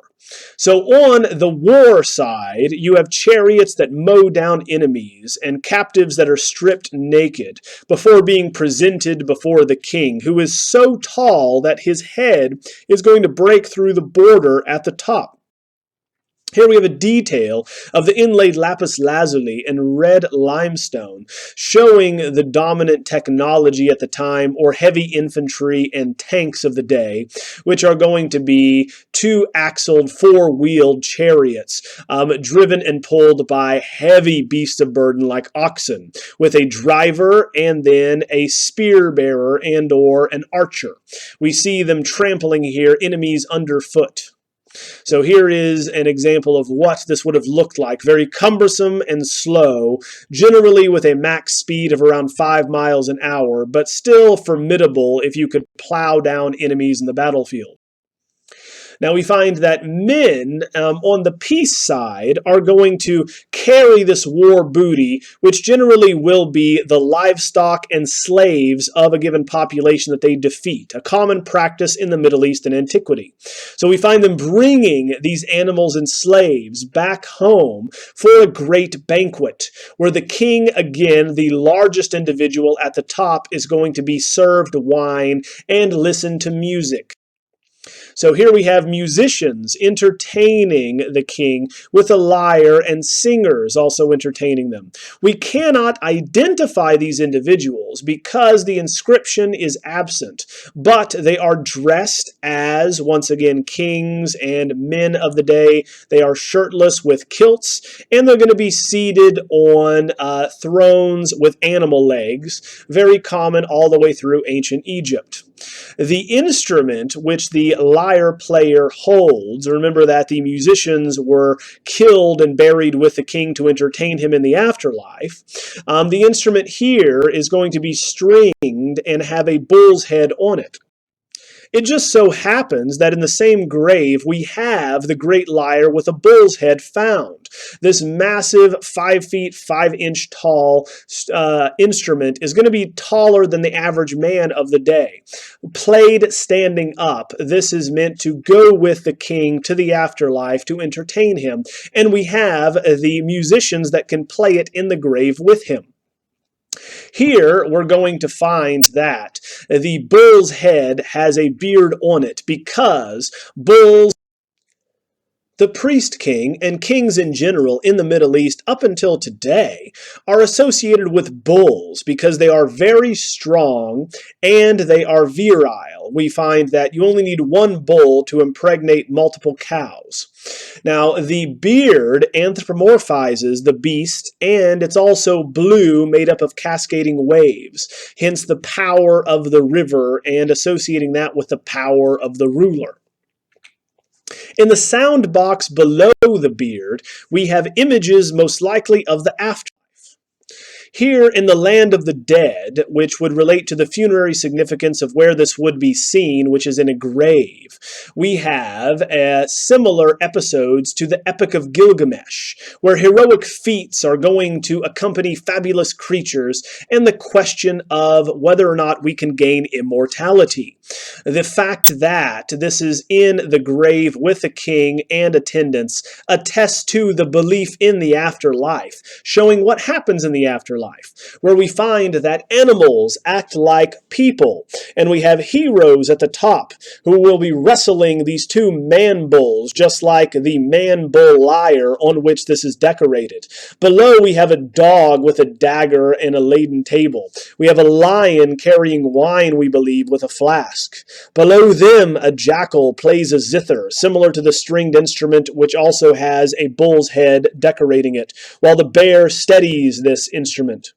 Below you finally have a scorpion man, behind which is a gazelle with goblets, all of which remind us of later medieval bestiaries in which animals act like people, giving us the characteristics of animals taken from Aristotle's Physiognomica, and or the belief that we all have animal traits that can be seen in what animal we look like.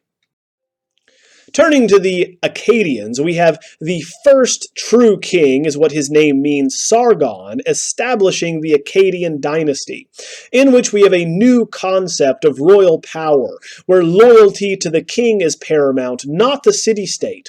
Thus we have the ability to transcend small, local, regional rulers, to have an absolute monarchy ruling over a vast, vast area. So we find that we expand the extent to which Akkad, hence the Akkadians, is going to extend out to.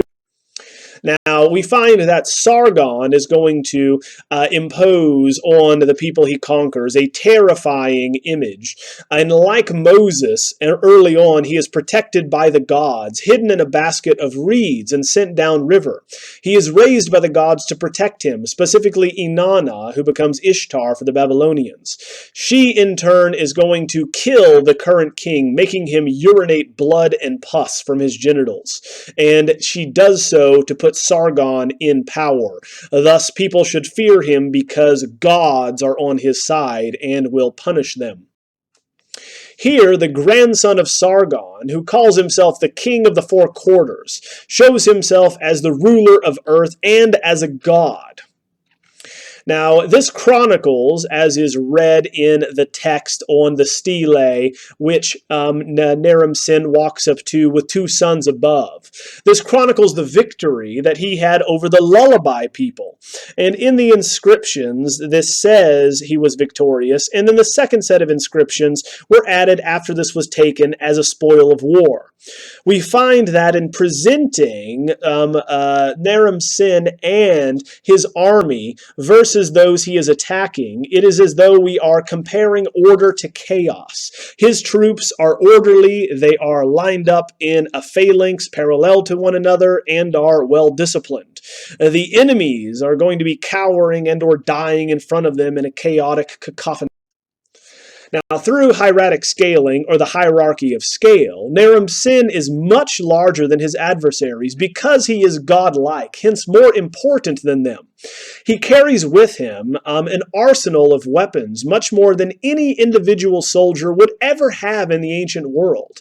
He holds a spear, a battle axe, a bow and arrow, all of which would only be carried one example per soldier. Now, this showing his power is also going to be coupled with and parallels the divinity shown in his horned helmet, because horns were associated with priest kings, hence divinity. And this is shown in a composite view, so much like a Viking helmet, it is seen from the front, so that you can see there are two horns, while he is shown in profile. Now, the divinity associated with bulls is going to carry on and will be appreciated and worshipped up until this very day. Now, here we have the first time in which horizontal registers are rejected, and we have one entire scene brought together for a single narrative purpose.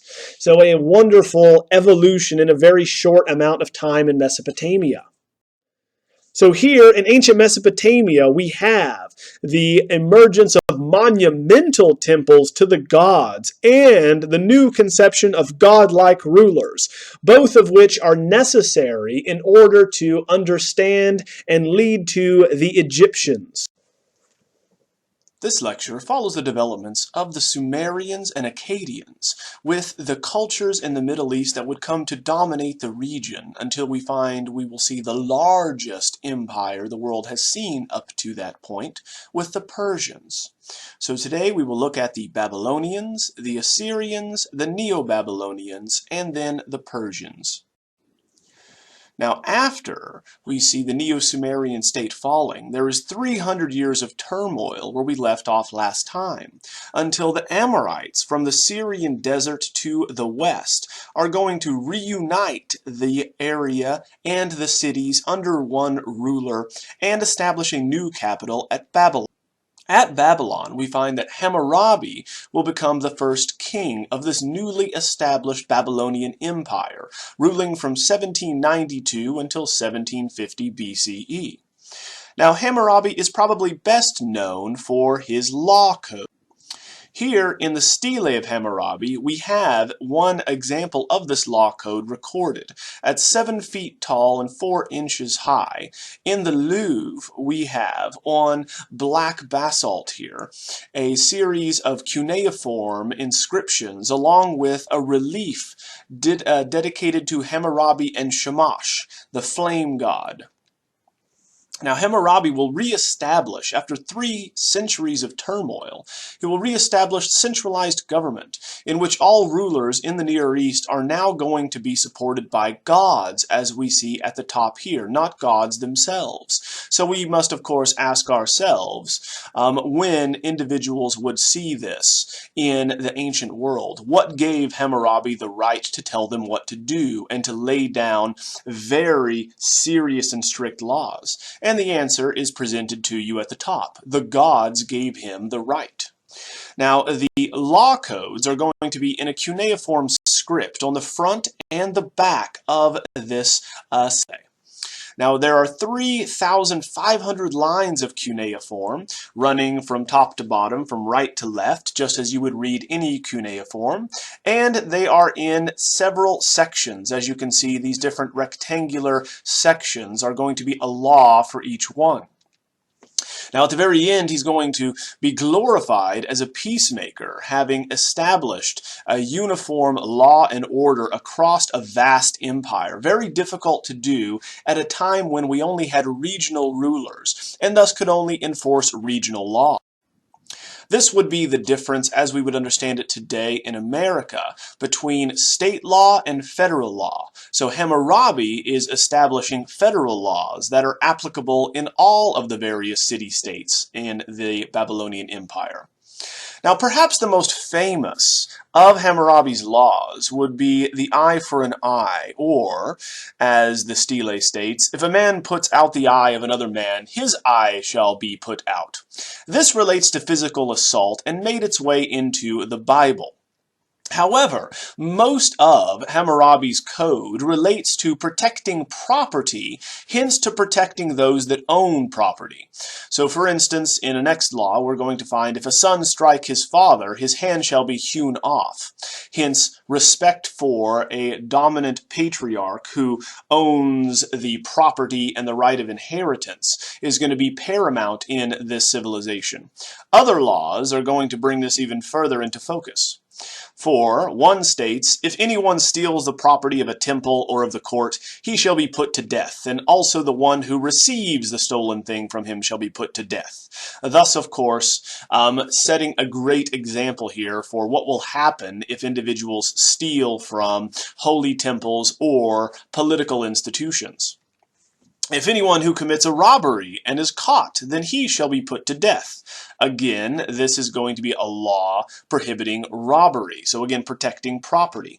The same can be said for slavery, which was commonly practiced in the ancient world. For one is going to state that if a slave rebukes his master, then the master can cut his ear off, because the slave is property. And then finally, anyone who breaks into a house is to be executed at the spot where he effected his entry and is buried there. So we find that this is going to be a testimony to how protective the law codes are of property, whether that be human property and or one's domestic and Now here, why does Hammurabi get to lay down these very draconian laws from our sensibilities? And that is because the gods gave him the ability to do so. At the top, we find that Hammurabi is standing in front of a larger seated god named Shamash. Shamash is the flame-shouldered sun god for the Babylonians, who gives Hammurabi the ring of authority and the rod, right? The right to build here, builder's tools. And so once again, we have this judicial code passed down from the gods, in essence. We know, of course, that Shamash is a god because he is larger. He also is wearing the multi-horned crown on his head, and we have these flames coming off of his ears. Now, the composite view in which he and Hammurabi are shown is going to be carried on from earlier traditions in the Middle East, where a clarity of gestures and actions is paramount. We want to understand that we have two human figures that have two arms and two legs. Therefore, we have to show the arms and legs in profile, for instance, as seen here, and the chest frontally, whereas the eye and the face is seen in profile as well. All of this is going to build on what happened with the Akkadians, where we're going to have this alignment of a ruler and divinity. And now, instead of a divine ruler in combination, we have one that is sanctioned by the gods, not a god themselves. Turning now to the year 1000 BCE, we have the Assyrians, which is going to be from the north, surrounding Nineveh, Kalu, and Dur-Sharrukin, are going to conquer their neighbors to the south, thus overthrowing the Babylonians. Now they're going to set up an empire that is the largest so far, reaching into the Hittite region, conquering Egypt to the southwest, making their way all the way over into nearly the Far East. So the Assyrians are going to adopt the same type of divinely ordained power structure that the earlier civilizations like the Sumerians and the Babylonians are going to also. Now, the first palace established is right near the heart of Assyria at Kalu.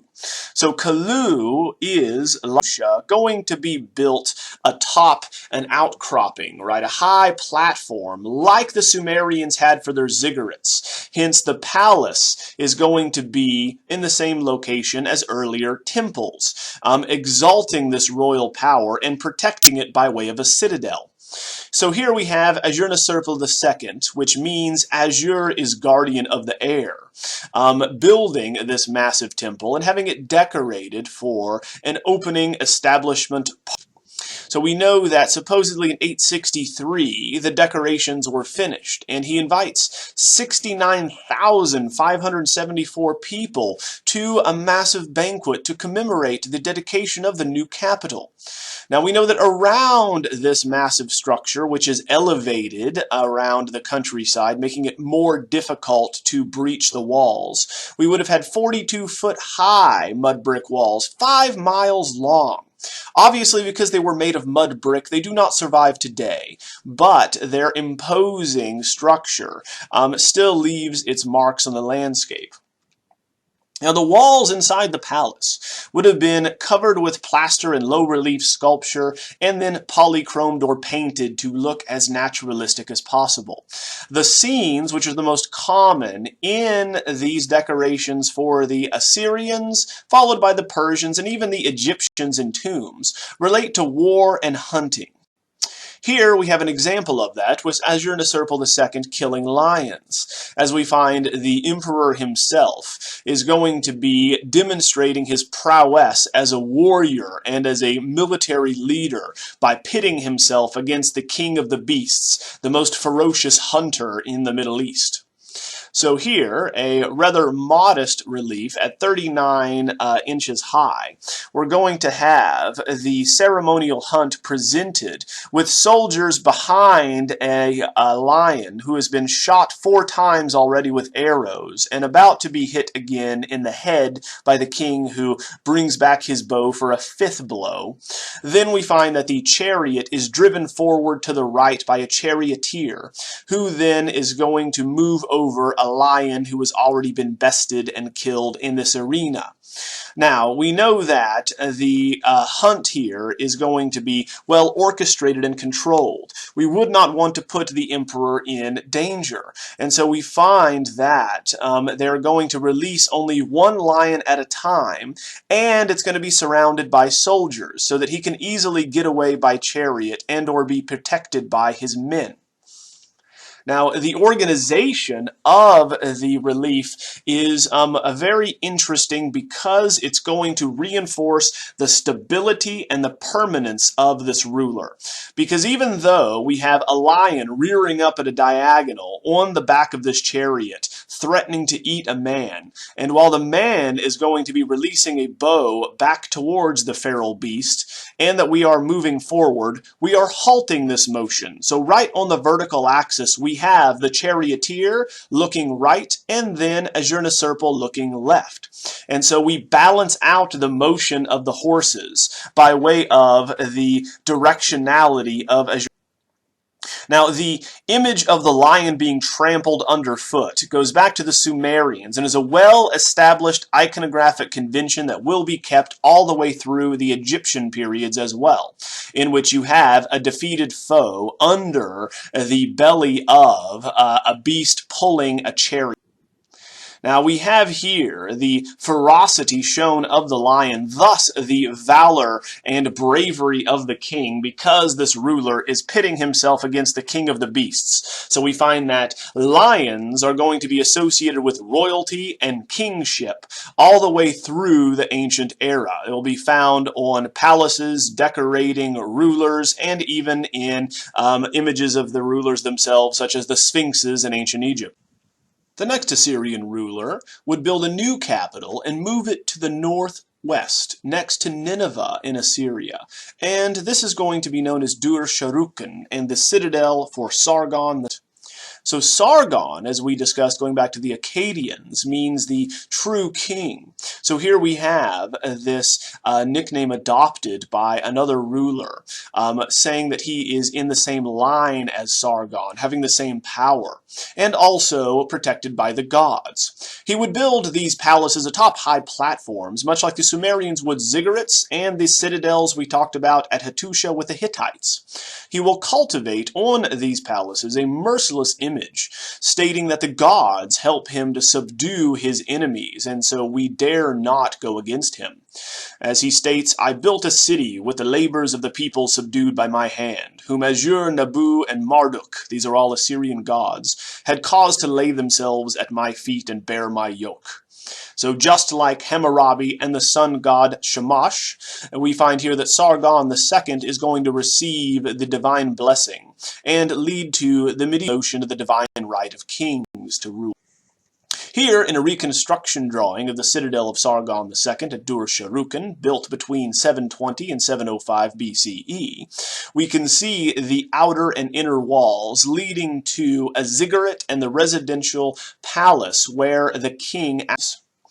Now we know that the rulers in the Assyrian world related themselves to the gods quite closely, for they would build a temple complex right next to their throne room and residential complex. In this case, we have a massive ziggurat, 7 levels high, 18 feet each level, painted in different colors, white, black, blue, and red, with a spiraling ramp running around it. And here is a reconstruction, drawing attention to this area of the city and drawing attention to the fact that the gods support this ruler.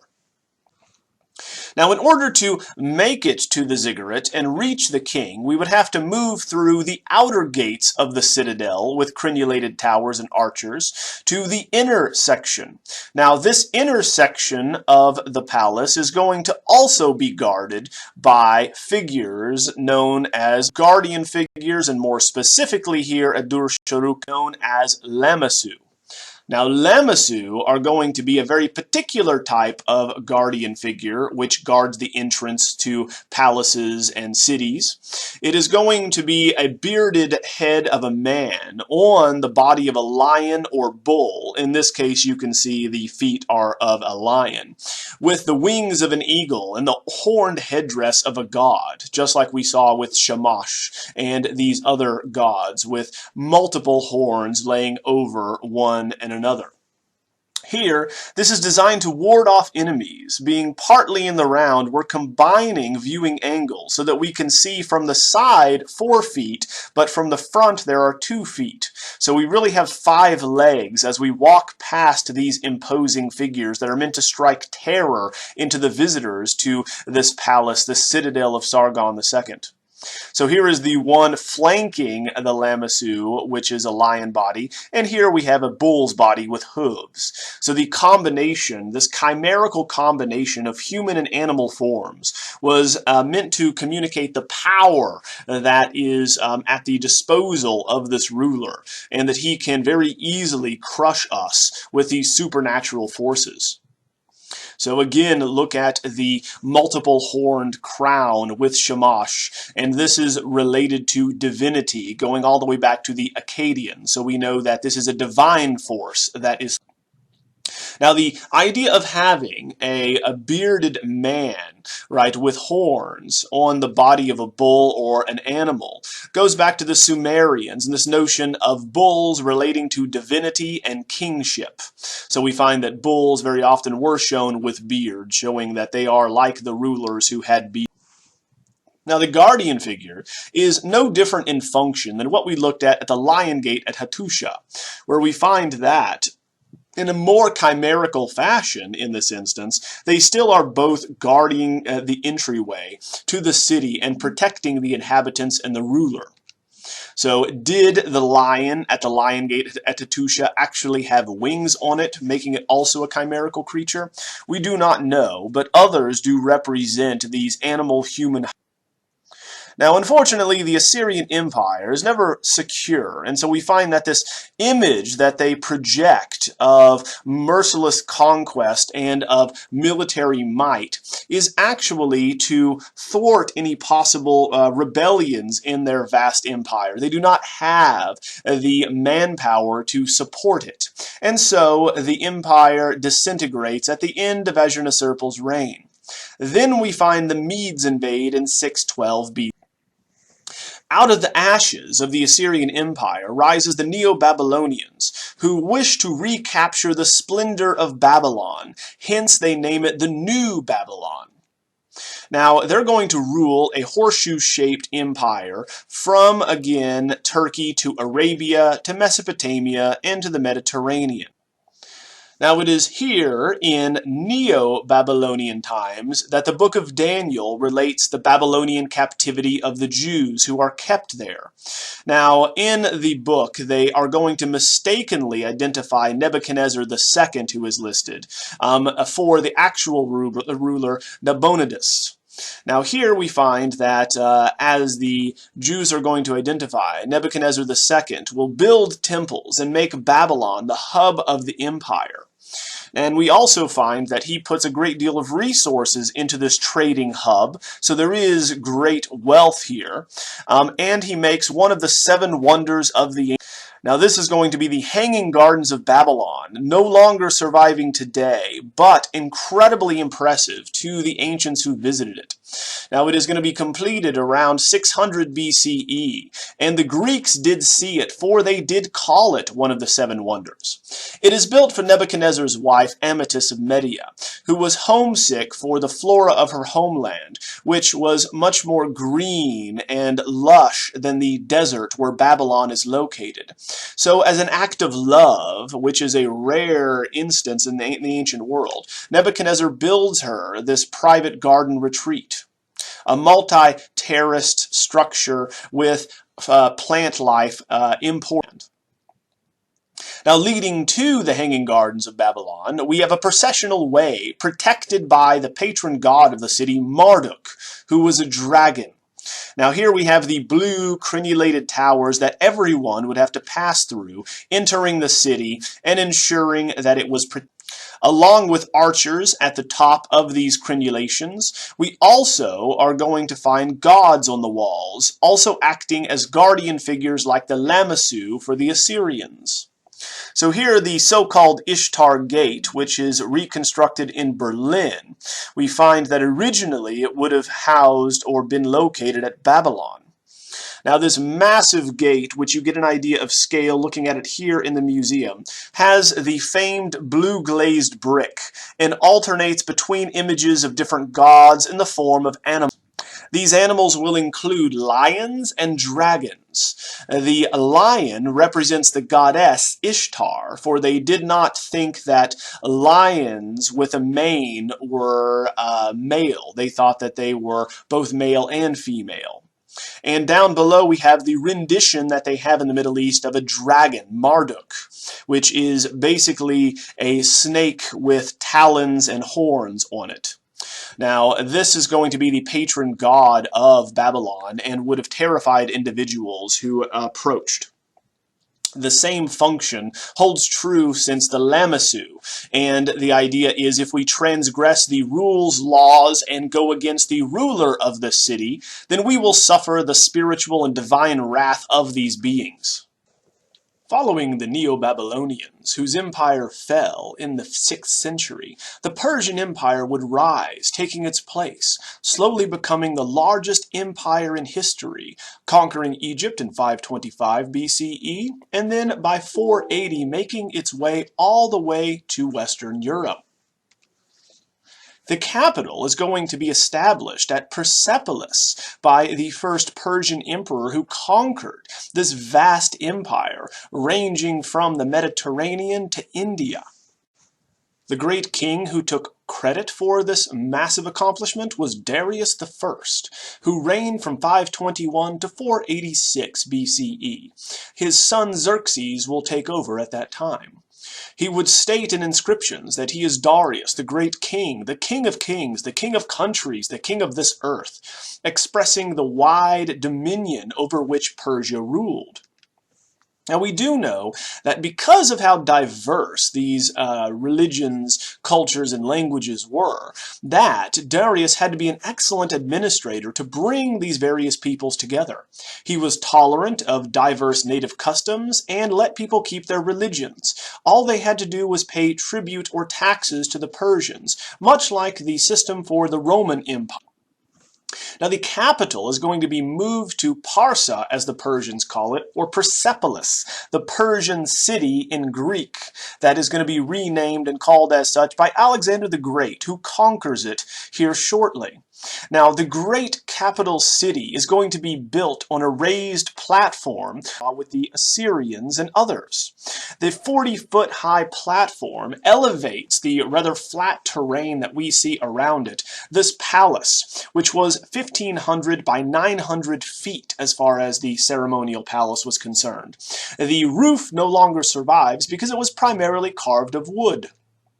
But here is a reconstruction showing what it would have looked like, open to the surrounding environment with walls behind. Thus we find that there was little the Persians had to fear in their native city and land for hundreds of miles in all directions.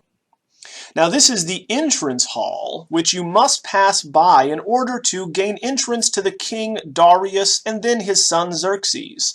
And we must pass by the army of the 10,000 immortals, as they are called, the shock troops of the Persian Empire that struck fear into their enemies, because they would arrange themselves in phalanx designs, and once one is going to be struck down, another one, identically clad, would take his place. Therefore, it looked like there was an infinite number of them. Here we have a painted reconstruction showing that it was with encaustic, very brightly polychrome. The audience chamber being open to the air because of the temperate climate and low rainfall, hence we have flat roofs here. Following Darius, we have Xerxes, who rules from 585 to 465 BCE, who adds a massive sprawling palace to this original platform. Here we find a relief where we find that Darius and Xerxes are going to be receiving tribute from various kings throughout their vast empire. Now, the Persian Empire would be the largest in history by 480, only conquered and supplanted by an even larger one under Alexander the Great in 330 BCE. Thus, we find that Greek ideas in the Western world will be exported throughout the known. So next time we will continue on with Egyptian art and the openings of the pre-dynastic period and the notion of pharaonic rule.